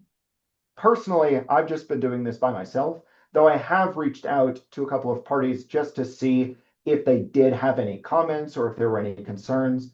I didn't hear any concerns, so broadly, it's just been me. That said, I have also worked with a couple of LSO staff as well, just to get some of the background information regarding the last redistricting efforts the state did. And I think that's the answer that I can provide. I think it's a good answer. I do note that the director of the LSO at one time was staff to this committee and bumped on a couple of the redistricting efforts and did a fine job. so I can understand why you chose. And it also sounds to me like we hope very much you stick around because we predict that in a few years, you're going to be drawing a lot of maps. And I think one more point that we could make is with the extension of the deadline, there's a chance for county clerks to maybe take a look at this. I know you're very busy right now, but maybe we could get the county clerks to reach out with Mr. Caldwell and take a look at the data in your counties and possibly make suggestions. We still have a couple weeks. So is that appropriate, Mr. Caldwell? Mr. Chairman, I think that would be fine. Okay, great. Any other questions? Thank you, Mr. Caldwell. We really appreciate you. We look forward to working with you. Mr. Anderson, this might be an appropriate time. I don't know if the LSO wants to say anything about the Supreme Court decision. I spoke with the director a bit about it. And so, you know, it's kind of preliminary, but I'd love to get whatever thoughts the LSO might want to offer at this time, understanding that it's preliminary and there's a lot of things going on. Mr. Anderson. Sure thing, Mr. Chairman. So yeah, as I noted earlier, we kind of already had redistricting on our agenda before this decision was handed down and became kind of a larger discussion. First, I think just at a really high level, I can kind of talk about the Supreme Court decision and then just mention a couple things about Wyoming. So the case was Louisiana versus Callis. When they redistricted in after the 2020 census, one of their 6 congressional districts was a majority minority district. And so that initial redistricting in 2022 was challenged under Section 2 of the Voting Rights Act with the argument that the map limited the rights of minority voters by not having a second majority minority district. The lower court found that that challenge was likely to prevail. So after a number of appeals and so forth, Louisiana ended up redistricting again in 2024 and created a second majority minority district. That map was then challenged, arguing that second majority minority district was an unconstitutional racial gerrymander. The Supreme Court then in this decision took that up. They ended up agreeing with that challenge. They found that Section 2 of the Voting Rights Act did not require Louisiana to create that majority minority district, and that because no compelling interest justified the state's use of race in creating that district, the map was an unconstitutional racial gerrymander. The decision did not totally invalidate Section 2 of the Voting Rights Act. However, the court stated that Section 2 imposes liability only when the evidence supports a strong inference that the state intentionally drew its districts to afford minority voters less opportunity because of their race. So then, of course, in Wyoming, our map was adopted in 2022. As far as I'm aware, Wyoming's map has not been challenged at this time. And however, due to the possibility of legal challenge, I'm not going to be able to opine on the application of the case to Wyoming's current law that's on the books, and it will be up to the Attorney General's office to defend that map if it is challenged. So that's kind of what I had on this to introduce the issue, Mr. Chairman. I'd take any questions. Thank you very much, Mr. Anderson. And it's my understanding, committee, that the governor has already referred the matter to the Attorney General office with respect to legislative districts. I know that the County Commission, I'm not sure if anybody's here. I think, but they also kind of referred the matter to the Attorney General's office. So that's kind of where that stands. I know, Mr. Secretary, that you had sent a couple of letters about it, and we'd certainly allow you a chance to speak on it. But are there any questions for Mr. Anderson at this point? Representative Yan. Mr. Chairman, thank you. Mr. Anderson, not to comment on our maps, but on the decision, I read through the opinion briefly. Does it actually ask any legislature or other districting commission in any state to redo their maps? Mr. Anderson, if you can. Mr. Chairman, I don't believe it would, as a result of the case, we would be required to redistrict. It would be a policy decision if the legislature wanted to try to redistrict.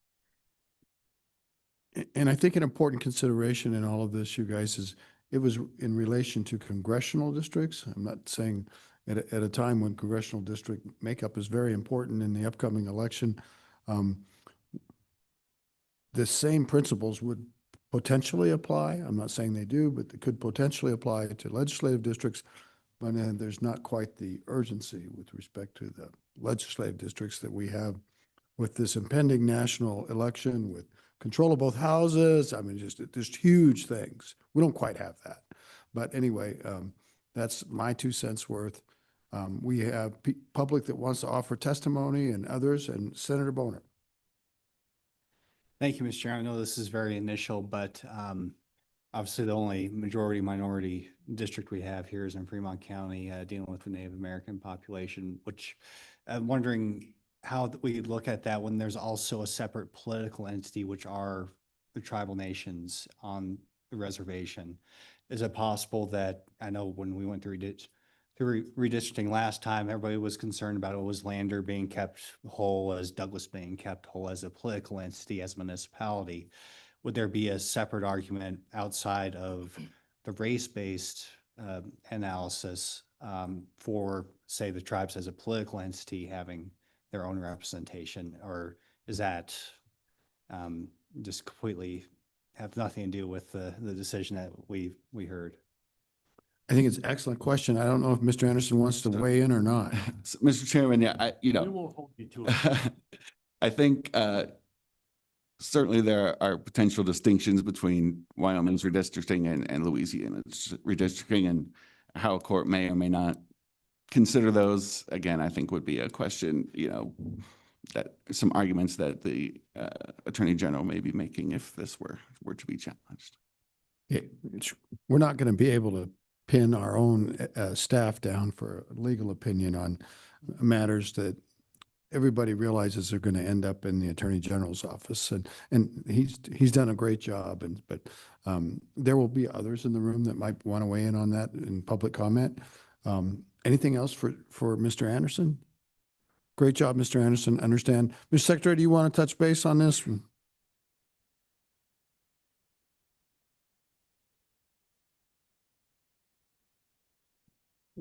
I know I don't need to tell you that time is disappearing.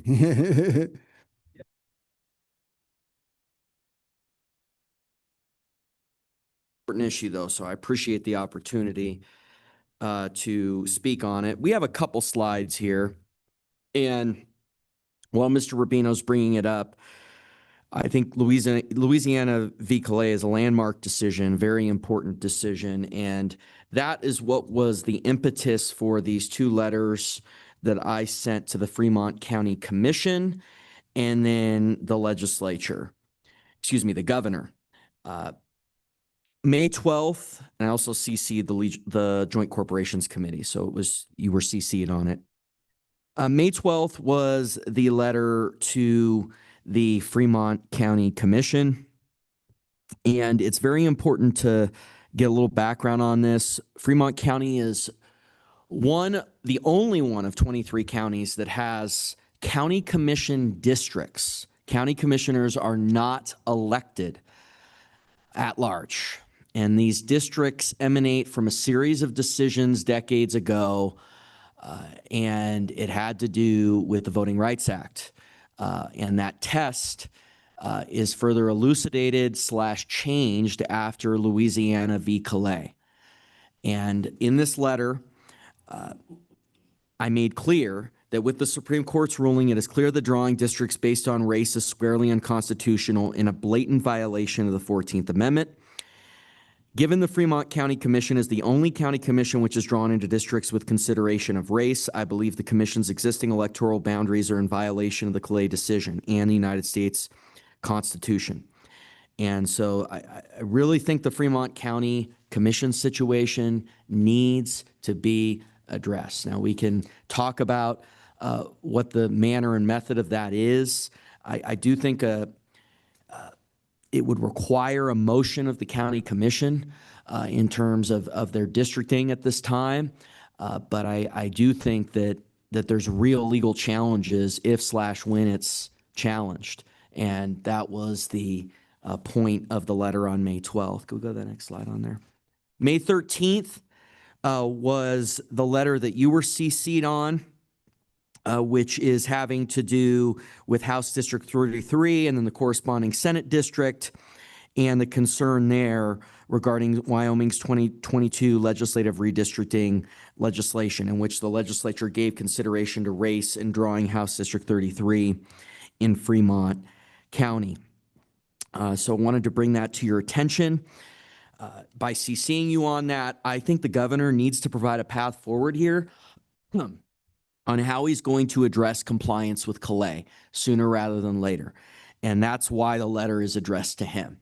And I think he needs to be clear on what his path forward is. Is he just going to say that the state is going to defend the map, which it appears maybe, and I'm not putting words in your mouth, Chairman Case, it appears maybe they've communicated that to you, that's where they're going with this. But there are other mechanisms in state statute that are in place if he decides that corrective action is warranted. And those mechanisms are given to him.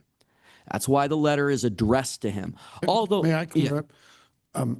I think it's been referred by the governor to the Attorney General's office. I don't mean to say one way or another about what his thinking or policy is. Okay. But I think he's trying, and we're all trying to get more information from the Attorney General's office as to the real impact of this. So back to you, sir.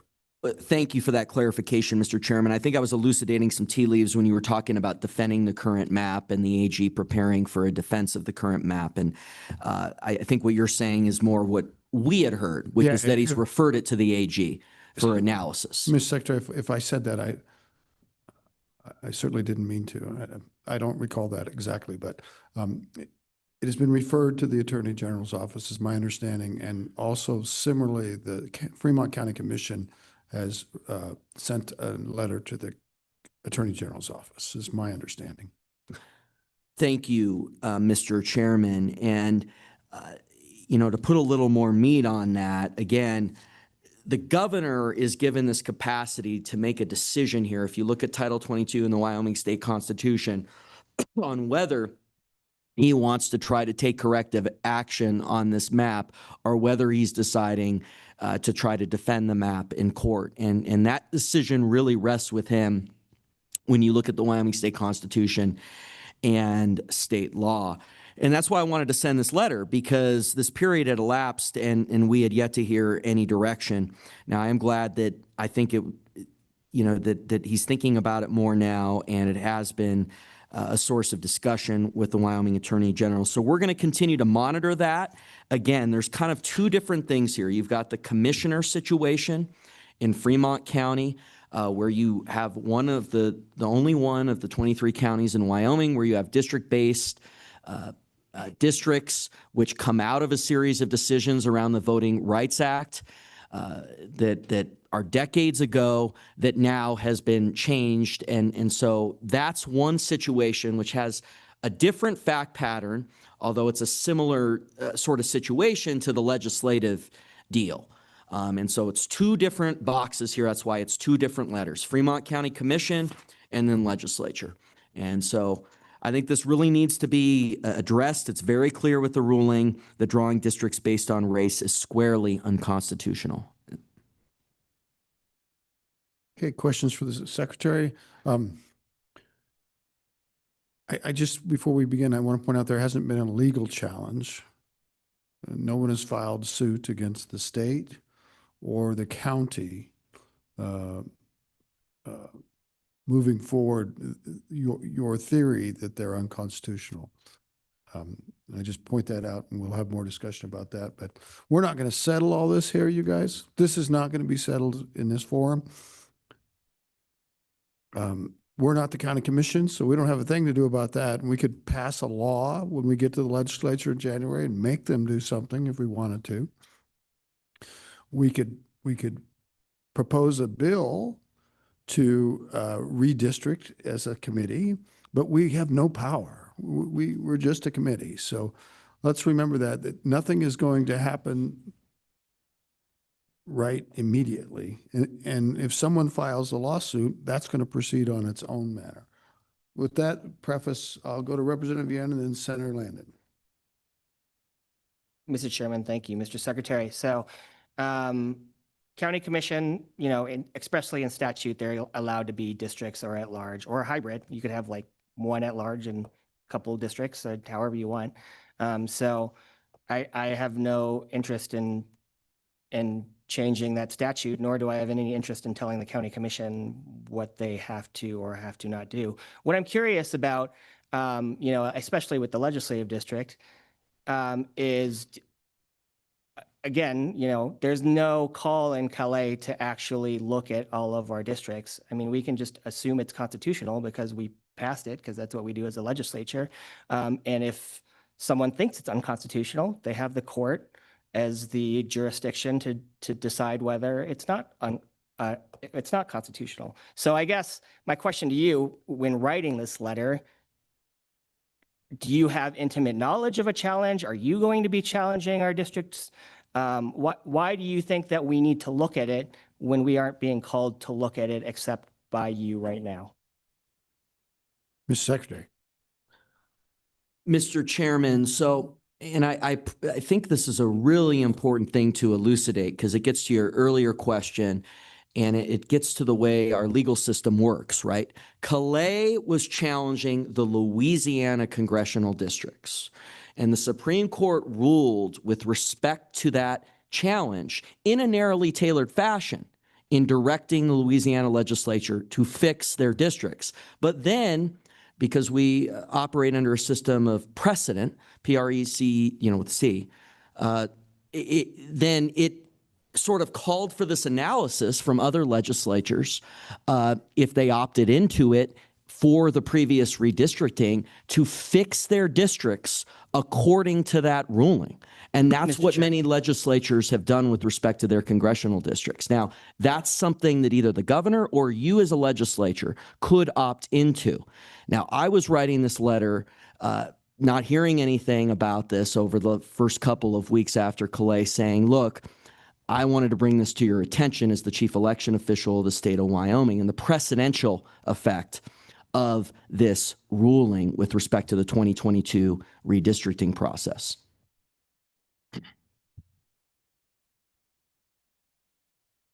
Mr. Chairman, thank you. Secretary, so again, there's literally nothing in Calais that says that we need to do anything.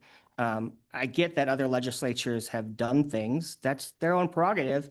And, they're arguing that they're doing it for political reasons.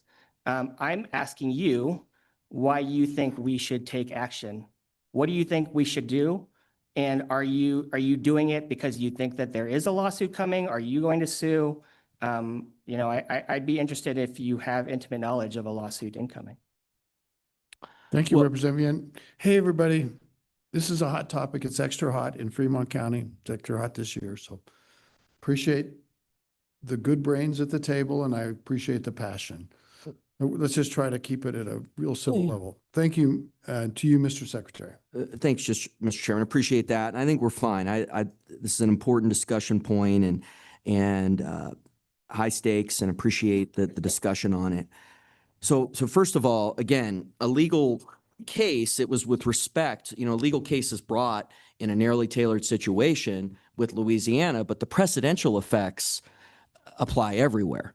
And so there's the ability for the legislature or the governor to have that analysis on that 2022 redistricting process preemptively without a legal challenge, because that precedent is there. It is there after Calais was issued. And that's the impetus for the letter, for you to engage in that process. Now, look, the Secretary of State is an officer of the state of Wyoming, so I could not officially challenge the ruling because the AG represents me, and unless the AG instructs that they think that there's a problem, and the governor would be the one to be the impetus of that, right? Because under our system, we're one of the 5 states that has an attorney general that serves at the pleasure of the governor, which is very problematic, by the way. But so basically, we have to see what the AG says in terms of their advice, in terms of if I could sue as the Wyoming Secretary of State. But I don't know. The AG doesn't serve at my pleasure. And, you know, it's kind of a conflict where you have an attorney general serving at the pleasure of the governor that represents me as an officer of the people of the state of Wyoming. There's a little bit of a problem there. That being said, it's a little bit different from what I'm getting at with this letter, is that I believe the 2022 redistricting should be re-examined, and the committee is one place where that examination can begin. You have the ability to make motions and things like that on whether it was in violation of Louisiana v. Calais. And there are avenues in your individual capacities if you individually or the committee collectively came to that conclusion. Ability to call a special session is the one that is most prominent. But that's a determination for you. And what I'm saying here is you need to begin, I believe that you should begin that analysis as the chief state election official, and not hearing anything about the path forward. The first 10 days after Calais was issued, I decided, look, we need to begin that colloquy because there needs to be leadership on this issue in evaluating all of our practices in light of Calais, the 2022 redistricting, the Fremont County Commission situation.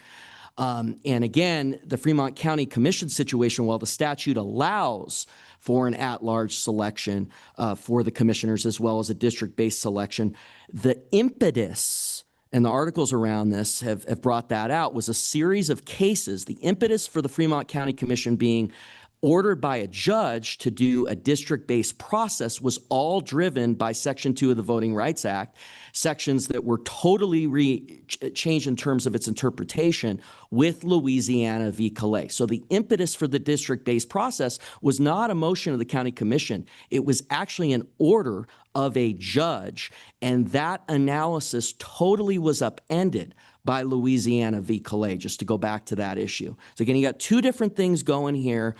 And I appreciate the question. I think we were able to bring out a little more on both situations. Your mic off for just a second. Thank you. Thank you. Everybody just kind of telegraph where we want to go today. My goal would be to go to lunch at 12:30 and then come back and take up the afternoon. We've already slipped fraud, so we put fraud after lunch. So we will continue this topic till 12:30. You know, there would be an opportunity for members to make motions about things that they think we should do, and there might be a discussion. But I want to make sure we get public comment, and we just don't need to have a long back and forth argument when there are good lawyers evaluating things. So with that, anybody have any further questions for Mr. Secretary at this time? Good. Thank you very much. And we'll open up to public comment on this general concept. We are not, just understand, there's no motion to open this up. We're just reacting to things here. And I'd like to start with Mr. Harris, and then we'll go to Mr. Brown. Mr. Harris is a former member of the Wyoming Senate. In fact, Mr. Harris sat in the very best corner of the entire Senate, and I coveted that seat, and I get to sit in his seat. Mr. Harris, welcome. Mr. Chairman, Mr. Co-Chair Committee, thank you for the opportunity to speak. Just a brief background. In the 90s, when we ripped our counties asunder and created districts, I represented Sweetwater County in the House of Representatives. In 2001, when we did the next redistricting, I was the minority floor leader and the ranking member of this very committee. Senator Kinnison and I, who chaired the committee, were sent by the legislature to an NCSL conference on redistricting so that we would have at least the bare bones that staff had to work with. I was also given a copy of the Maptitude software and the encryption key to use that software so that any member of the legislature or the community had multiple entry points that they could make suggestions and we could plug those in and see how they work. So I do have some background in your process. I'm going to try and keep this really brief. I want to talk specifically about the 2001 redistricting that essentially created House District 33 as it is today. While my comments are on that House district, many of them also apply to the Commission district. Suggestions that some have made that the decision in Calais might have some bearing on the House District 33 are sadly mistaken. First of all, suggestions that the makeup of this district is based on race is wrong. From the very get-go, if you go back through your committee meeting minutes in 2001, which I would encourage you all to read those minutes, there were certain criteria established for creating districts.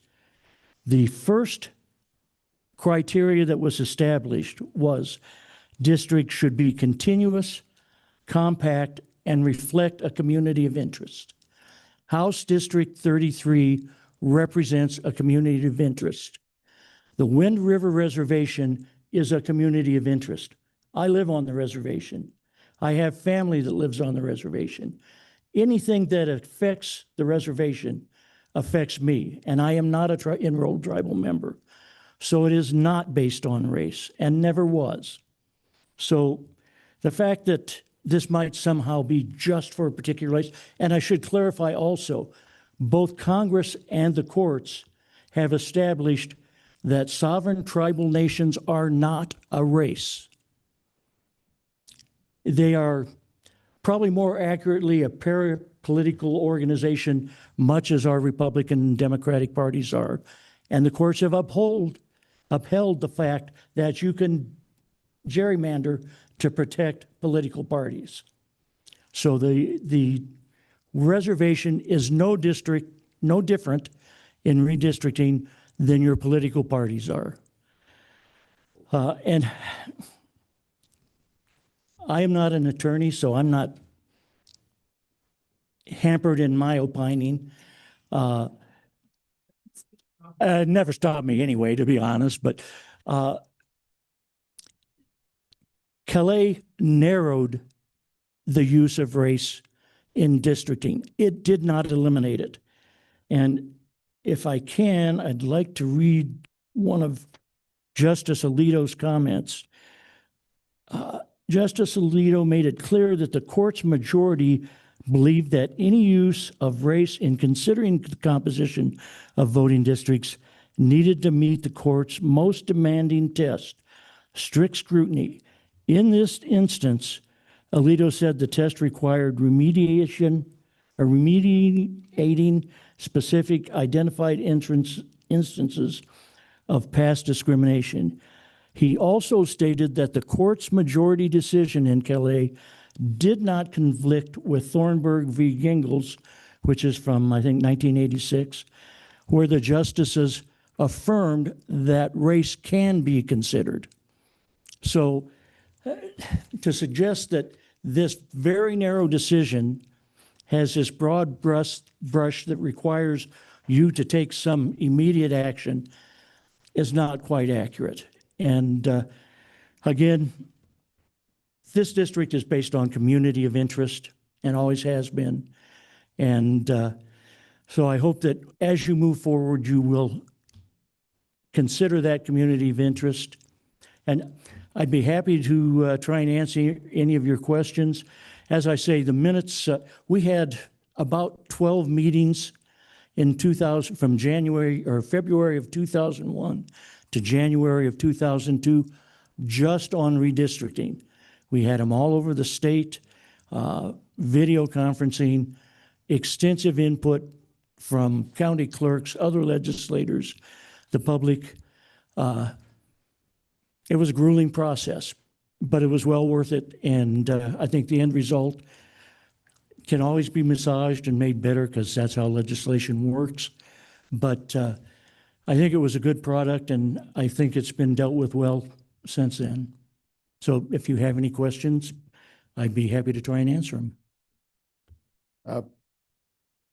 Mr. Harris, I wish we could blow this up. This is glad you can. This is your picture from those sessions. Yeah, there you go. Very good. Thank you, Noah. Good job. Good job. So that year, that was my first term in this Senate. So we were colleagues, and I served on appropriations then for that first 2 years. And anyway, I have been through this several times since, and I do agree with your assessment in terms of tribes are considered political entities under the relationship with the treaty relationships with the federal government. They're not purely a race-based thing at all. In fact, membership in tribes varies depending on the criteria that the tribes have. And it's so community of interest, we have specific boundaries of a reservation, and people that are represented by a particular government. Just, it's much more significant than saying you belong to this town or you belong to this county. It's a much more significant level of government, of sovereign government, on par with states in some sense. So anyway, any questions for former Senator Harris? And his most famous quote? There you go. I am standing, Mr. President, because he's not the tallest man in the world, and he would be in the corner, and people would, the joke would go, "Hey, stand up! You're supposed to stand up." He goes, "I am standing, Mr. President." It was the running joke in the Senate at the time. Anyway, any questions for Mr. Harris? What a delight to see you, and he's my constituent. And let's go to Mr. Brown. Thank you, Mr. Chairman. Thank you, committee. Thank you. Mr. Brown, you're next, then Ms. Simmons. Mr. Chairman, and just so I should disclose that I am an employee of the Eastern Shoshone Tribe, so I think the committee should be aware of that and take what I say with that in mind. And I'm not going to go and try to explain to the committee why what the Supreme Court ordered does not necessarily apply to us here in Wyoming, only when, of course, when it's challenged by a court, and if it goes to the 10th Circuit, then precedent is controlling, and that's when it applies. With regards to the race question, I found that absolutely, I was offended by that, to think that, or at least it was implied that by the Secretary of State, that these districts were based solely on race. And I would imagine probably some other people probably thought that too, but I don't think that's the case. And the reason why I don't think that's the case is the actual statute, Wyoming Statute 183501, allows a county to establish district lines based on geographic, economic, and social characteristics of the county. The Supreme Court in the past has expressly allowed the establishment of districts based on factors other than race. And the statute says that. And during the large et al. Versus Fremont County decision, the court found specific host differences between off-reservation residents, including economic, healthcare, cultural, and social differences that supported the district's determination of rather the district lines based on those factors. So the commission district is not based on race.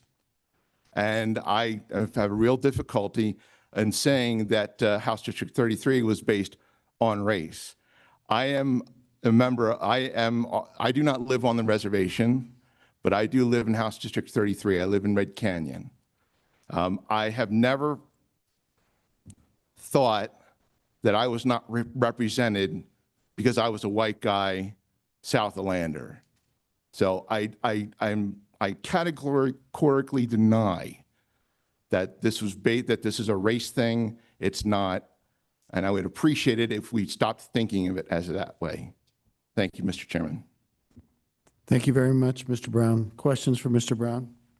Thank you. Another one of my constituents. Ms. Simmons, and we'll go to Mr. Thompson.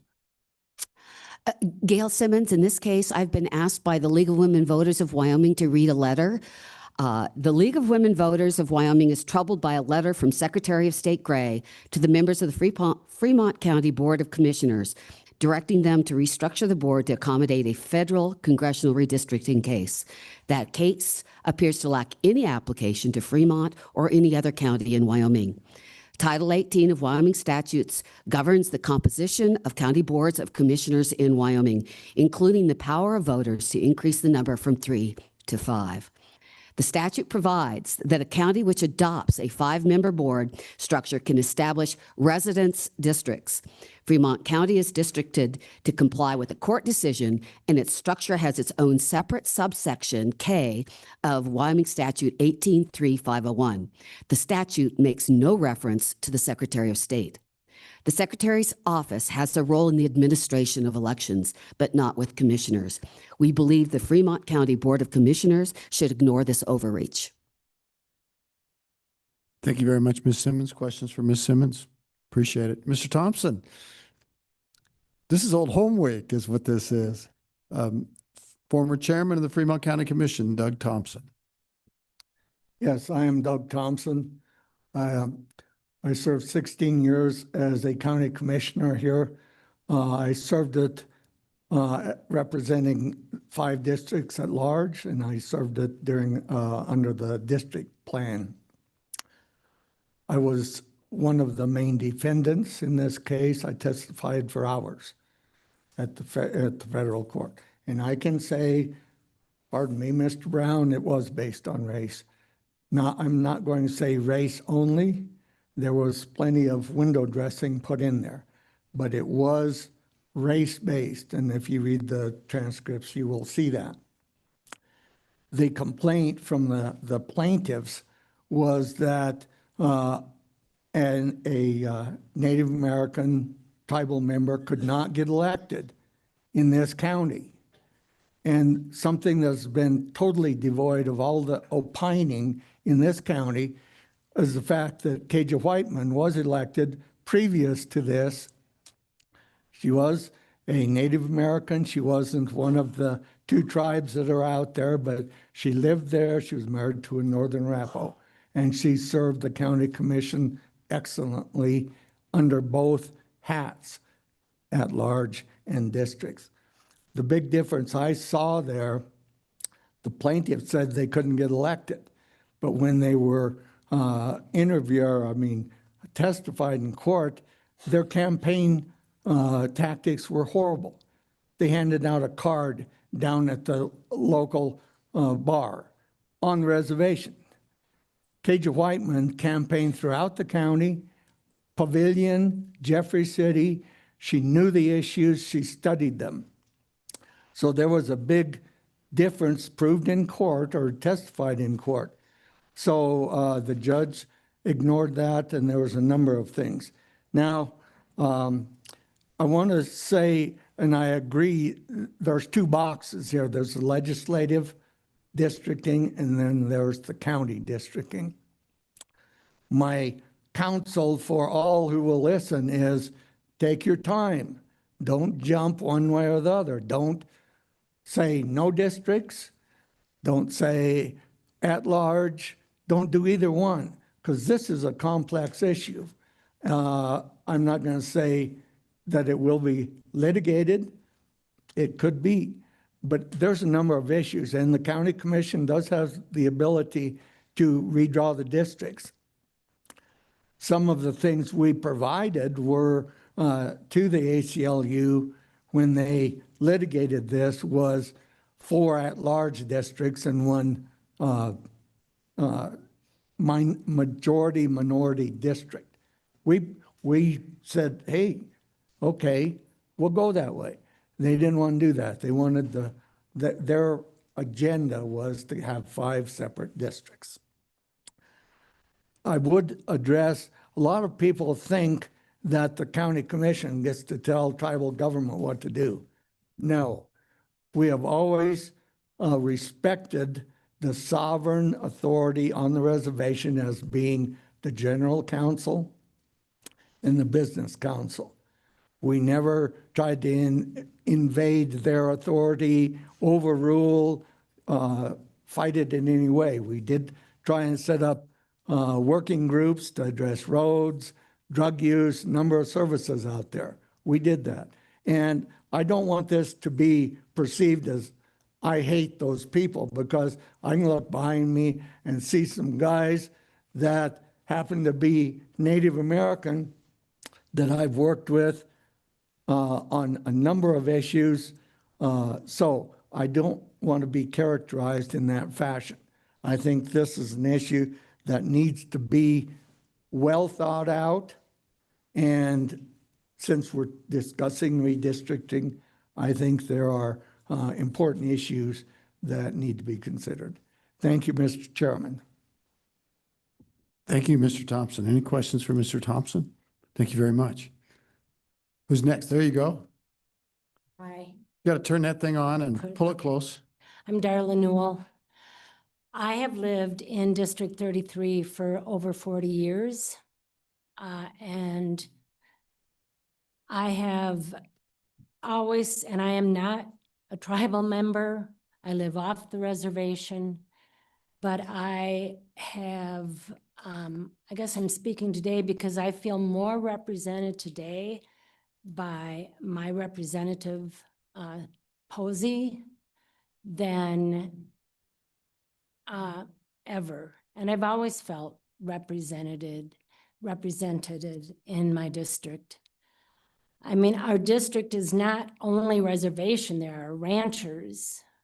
The district is formed around government entities and the similarities of the people living in our district. And I do not think it's just based on race. The reservation does have distinct government issues. They have their issues, and districts are formed around mutual concerns and mutual issues. So that's it. It's great. Any questions for Ms. Newell? Thank you very much. Appreciate it. Mr. Glick? It's good to see y'all. Thank you for the opportunity to speak today. My name's Clinton Glick. I'm a Eastern Shoshone Business Councilman, also a member of the Shoshone tribe. I'm a resident of the Wind River Reservation. And, you know, there's a lot of things out there that come to light when one case is done, but a lot of times the case needs to match every other case in order for it to even make a difference. However, there's a lot of problems with trying to do redistricting, you know, and I could see that there'll be a lot of pushback on both sides, which is, you know, normal. Anyway, back in the early 2000s, I ran for county commissioner here, and it was right after they started the 5 separate districts. And I often thought that that might be a limitation, not only for people in the county, but for tribal members also. So there's a lot of, like if we had limited one county commissioner, basically is how everybody looks at it. Now, we have a lot of tribal members who are becoming politically active, and a lot of us, there's a lot of people out there that have master's degrees, associates, bachelors, whatever. And they've worked in a lot of areas out here in Fremont County and on the reservation. So I always thought back then at that time that by giving us one seat, that the other four were always not going to be ours or available to run for. So I'm not sure if it's a good idea or a bad idea to undo the districts. However, I would hope that our tribal members would get out there and vote so that we could have 2 or 3 county commissioners and kind of, we'd have more say, because a lot of us live in Riverton, a lot of us live in Lander, and there's a lot in Du Bois. So, just because we live just because we have the reservation to govern ourselves and take care of our own land, that's fine. But we're inside Fremont County, and the majority of Fremont County is probably the reservation. I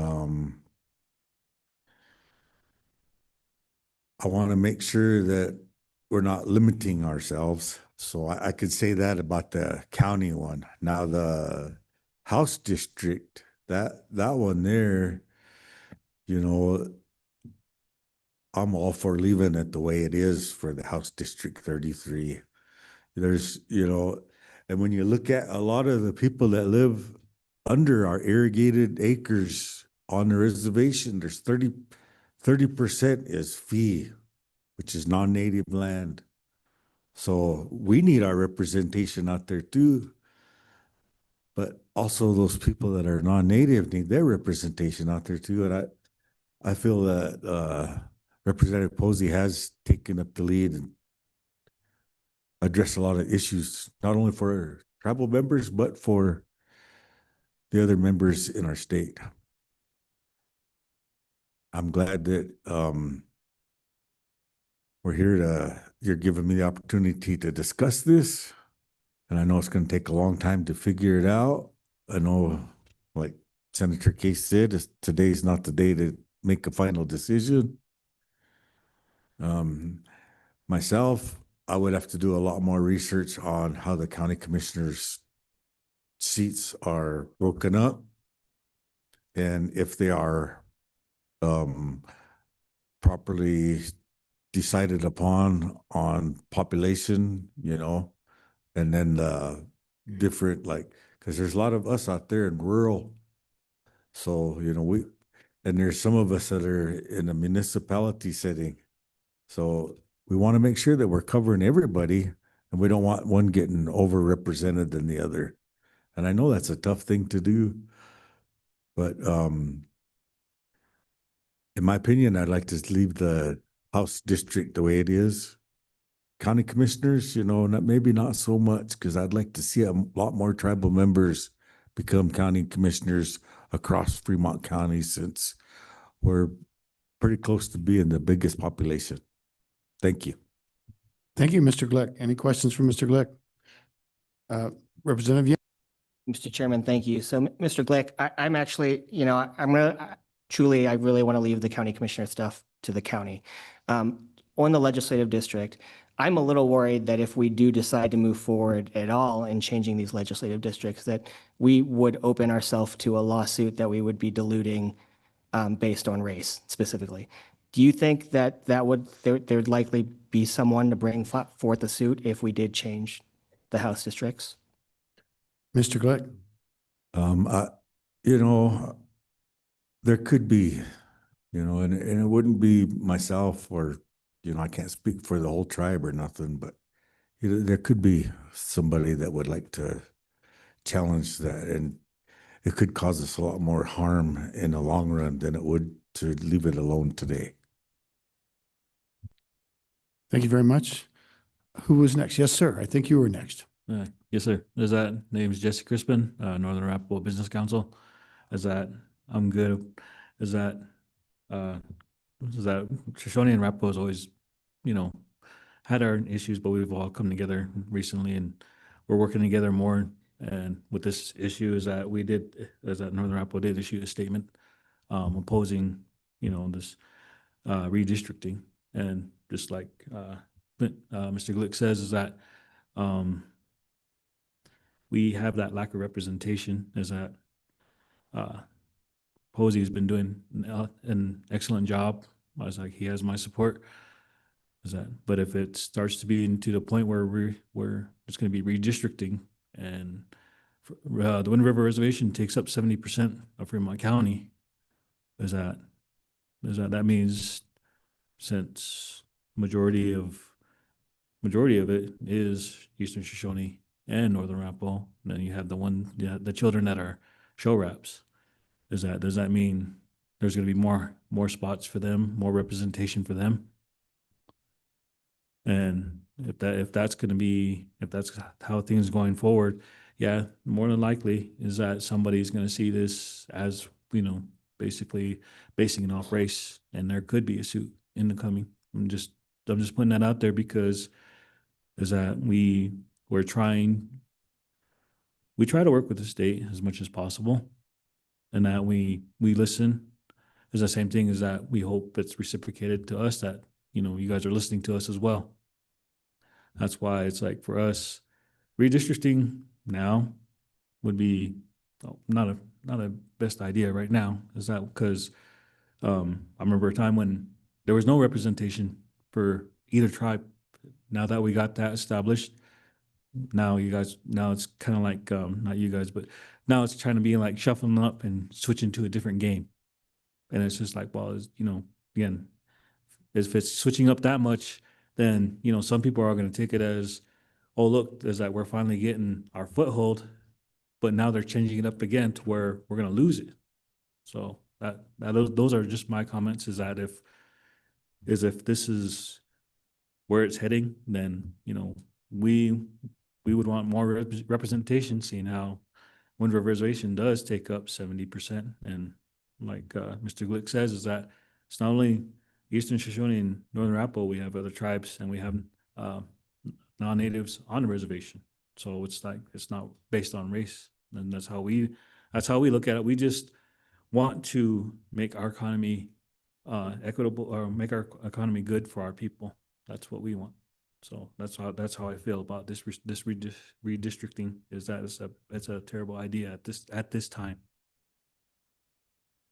Thank you very much for your testimony. Any questions? Thank you, Councilman. Yes, ma'am. I'm back. Karen Wetzel, Lander. I've been taking a lot of heat lately because I try to follow the law, I try to follow the rules, and I try to follow the Constitution. To me, other people's opinions aren't as important to me as following the law or following the Constitution or the rules. People can say what they want to say or how they feel, but what they feel isn't the law. There have been SCOTUS decisions in the past that I have not agreed with, but I felt that it was my duty as a citizen of the United States to follow that decision. Furthermore, in my opinion, I think that Judge Johnson erred in his decision regarding the districting, because if you do read the transcript, it does mention race. It's towards the end, but he does say that it's due to race. It was unconstitutional then, and is still so now. In addition, somebody's already mentioned that, so I'm not even going to mention that there was an American Indian sitting on the commission. The people in the county have a right to choose their elected officials, whether they're Black, white, Asian, American Indian, or any other race. No districts, no discrimination. We're all equal. That's how I was brought up. We're all equal. I would vote for a tribal member, the same as I would vote for any other member that would want to come up and run for county commission or for the legislature, as long as they understood what the job entailed, and maybe not in the beginning be able to do like somebody that's been sitting there for 15 years, but they would learn how to do that job and do it well. I would have no problem voting for a tribal member or more than one to sit on that commission. I do believe that we need to follow the Constitution and we need to follow the rules. I'm not an attorney, so I can't interpret the law. I do believe, however, that Fremont County and District 33 should weigh their options and that Secretary Gray was correct to bring up the question. Again, it's my opinion, but did not all elected officials take an oath to follow the Constitution? And I think that's what we need to do. Thank you. Any questions? Thank you. Who else would like to address the committee? Anybody else? Anybody else online? Anybody online? No? You got one? Okay. Okay. In committee, the plan would be, we can briefly discuss this, see if there's anything you want to do, but we would go to lunch after this and take up the rest of the morning session after lunch. We'll try to take an hour for lunch. Ms. East, are you on? Hello, can you hear me? We sure can. The floor is yours. Thank you. I'm going to, I've already sent in written comments. I won't refer to them in whole in order to be brief. I also want to thank some of the people who preceded me. I agree with them on their understanding of both districts and the findings that occurred in their formation from the 2010 court decision. And that is, it's about a cohesive group being represented by those districtings. I also have something that I want to refer to in my written comments because I still wonder why there's such haste and hurry just before we go into the primary season when those letters came out. So I do want to refer to this part of my written comments. And they're to you, committee members, and to Mr. Gray. Responsiveness for fair and just elections includes timeliness and public consulting with people and groups involved in the election process, including history of the current structure. Certainly, this committee meeting is an example of consulting. Prior to the letters of May 12th and 13th's release, did the committee members receive observations or queries from Mr. Gray? Committee members and Mr. Gray, did you make any queries of members of the Eastern Shoshone or Northern Arapaho Business Councils? Or have you received further public comments other than what's been in the news? And we've gotten some today. I'm concerned in that this was very precipitous on the part of the chief elections officer. Right at the verge of an election, there was nothing pressing. It didn't support deliberation. It seemed out of kilter to me. I also wonder if the committee members or Mr. Gray had any queries that they directed to Fremont County Clerk Julie Freeze. And if so, when were those queries made? And as I said, I do support how things are set up from the Large versus Fremont County case. And I'd like to point out that that case was signed by U.S. District Judge Alan Johnson on April 29th of 2010. Calais was signed on April 29th of 2016. It's just an interesting coincidence. In my layperson's opinion, I agree with what that is, and I'd also like to cite one of the plaintiff attorneys, Andrew Baldwin, who has a public letter that you may have seen, in which he says, "Nothing in the Supreme Court ruling requires the county to abandon its district-based election of commissioners." I think this is an important rationale.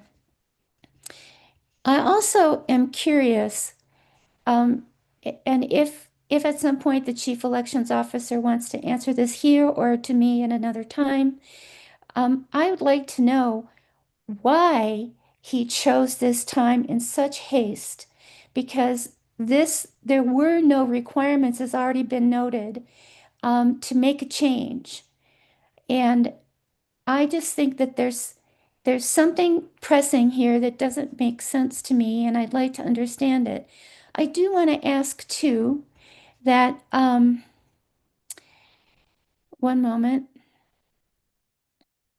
So, Ms. I East, do- we do have your written comments. Well, then I'd like an answer to it. If you would refer to that, that would be great. So I'll leave that aside because you've got it. My closing comment, for the purpose of brevity, and I've been here with you for the whole session as everyone has been here, is that I think one of the challenges before us, and everybody's been working on this, is the most challenging districting, is that in our minds and in our hearts. Because these districtings that we carry with us, unless we look at each other with sincerity and generosity, when we have differences of opinion, we still have a lot of things in common in this county and this state. And we keep trying to make divides between us. And we have to have the conviction and the courage to look at our distinctions and divides within us. I'm an out lesbian in Lander, Wyoming. It's not been easy all the time, but I have a lot of friends here. I've learned how to move through these spaces a little bit. Tribal members have had to learn how to do that. Other people learn how to do that. We all need to understand we're in this together. And this othering, which is what these districting matters do include, are very serious matters. And I want us to address it from ourselves, within ourselves, to outside of ourselves. So I will conclude. Thank you very much. Have a good lunch. Thank you very much. Any questions for Ms. East? Any questions for Ms. East? Okay, I think that's the end of the public testimony, and thank you very much. Try to finish up here. You know, Ms. Secretary, I'd certainly give you the last shot, but you're right between us and lunch. But it seems like the lady called you out, and I should be fair to give it to you. Thank you, Mr. Chairman. I really appreciate that. You know, I will be brief, but these letters, when you read them, I think some of the comments have really mischaracterized what these letters do. And I don't, it's more the media that precipitates the comments that, you know, the media has just been really inaccurate on what these letters do.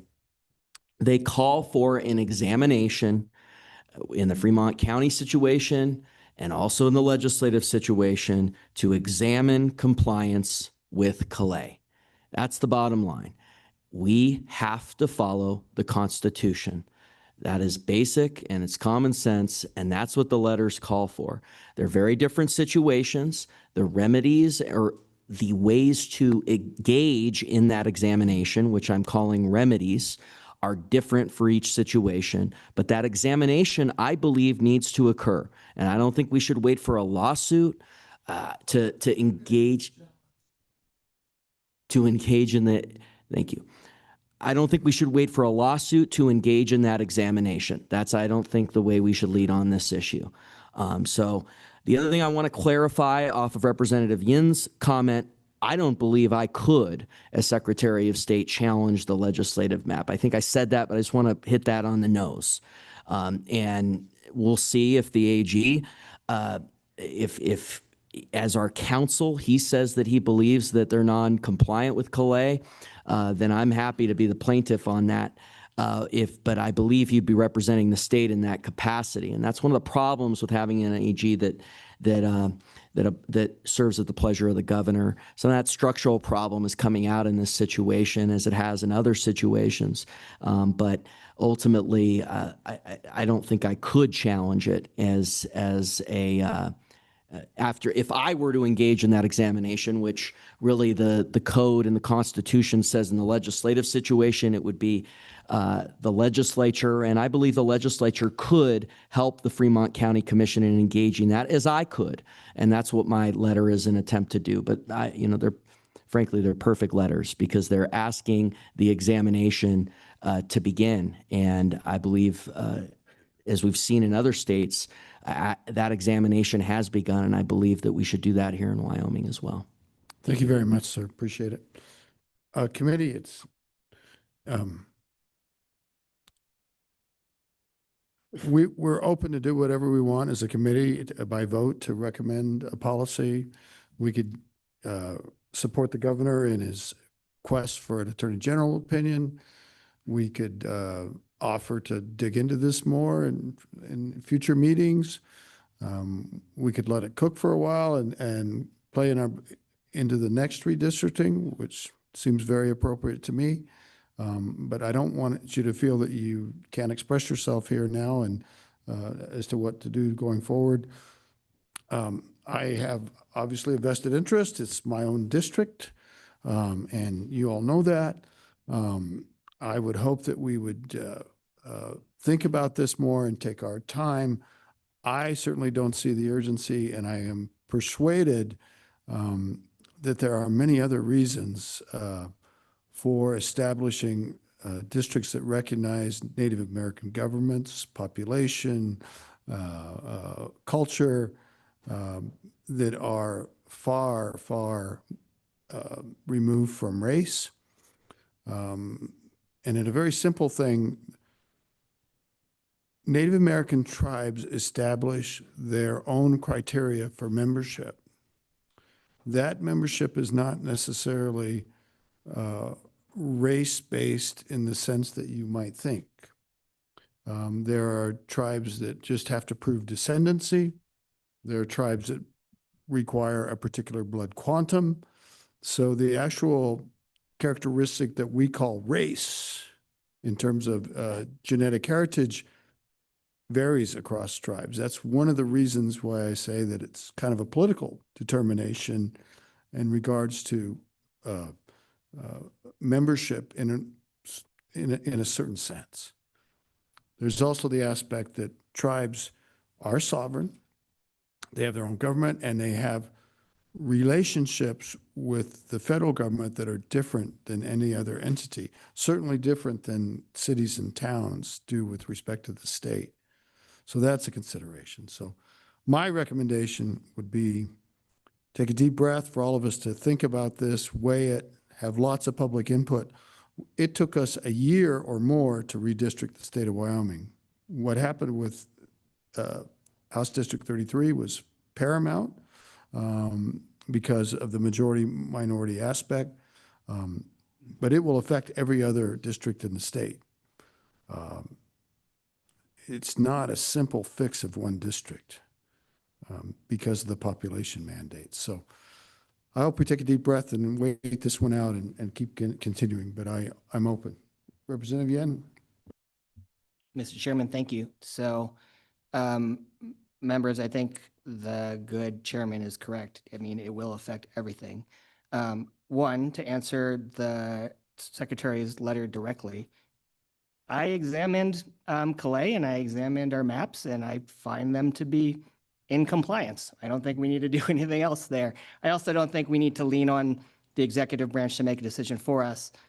Our decision should be, frankly, that, our maps are fine and we don't need to touch them. Two, with regards to actual redistricting, there probably is. There was a group that was asking questions about whether they wanted to bring a lawsuit, and it wasn't regards to race at all. It was regards to a principle that we established and then violated with the final bill, which was that we went more than 10% over the population boundary, particularly in Ms. Simmons' neck of the woods. I don't know if she's still here.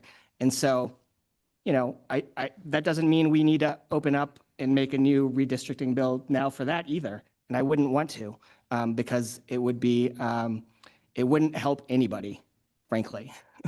And so with that, Mr. Chairman, I would suggest that we just put this topic to bed and leave it as is, because we have plenty of other bills to work on. Anybody else? Representative Johnson?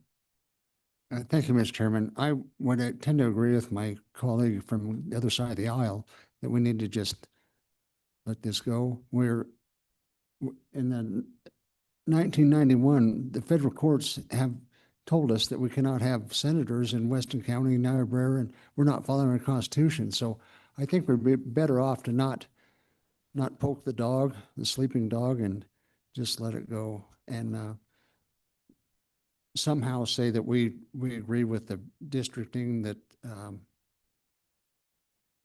just leave us alone, we're Wyoming. Thank you. Thank you. Anybody else? Anybody else want to weigh in? Go ahead, Representative Weber. Thank you, Mr. Chairman. I think there was an awful lot of testimony and a lot to try to digest right now, especially with the public testimony, which I appreciate all of it. I would like us to carry this over to the next meeting just as a let's revisit it. Thank you. Yeah, there might be new developments by that time or whatever. So I think that's fair. It's fair to keep it open. With that, I have one more item. I want to point out in the audience, we have another former representative, Representative Scotty Ratliff, who he was in the legislature. I came in and he went out is the way it works. Stand up, Scotty. And Noah, welcome. Noah, can you zoom in on this one?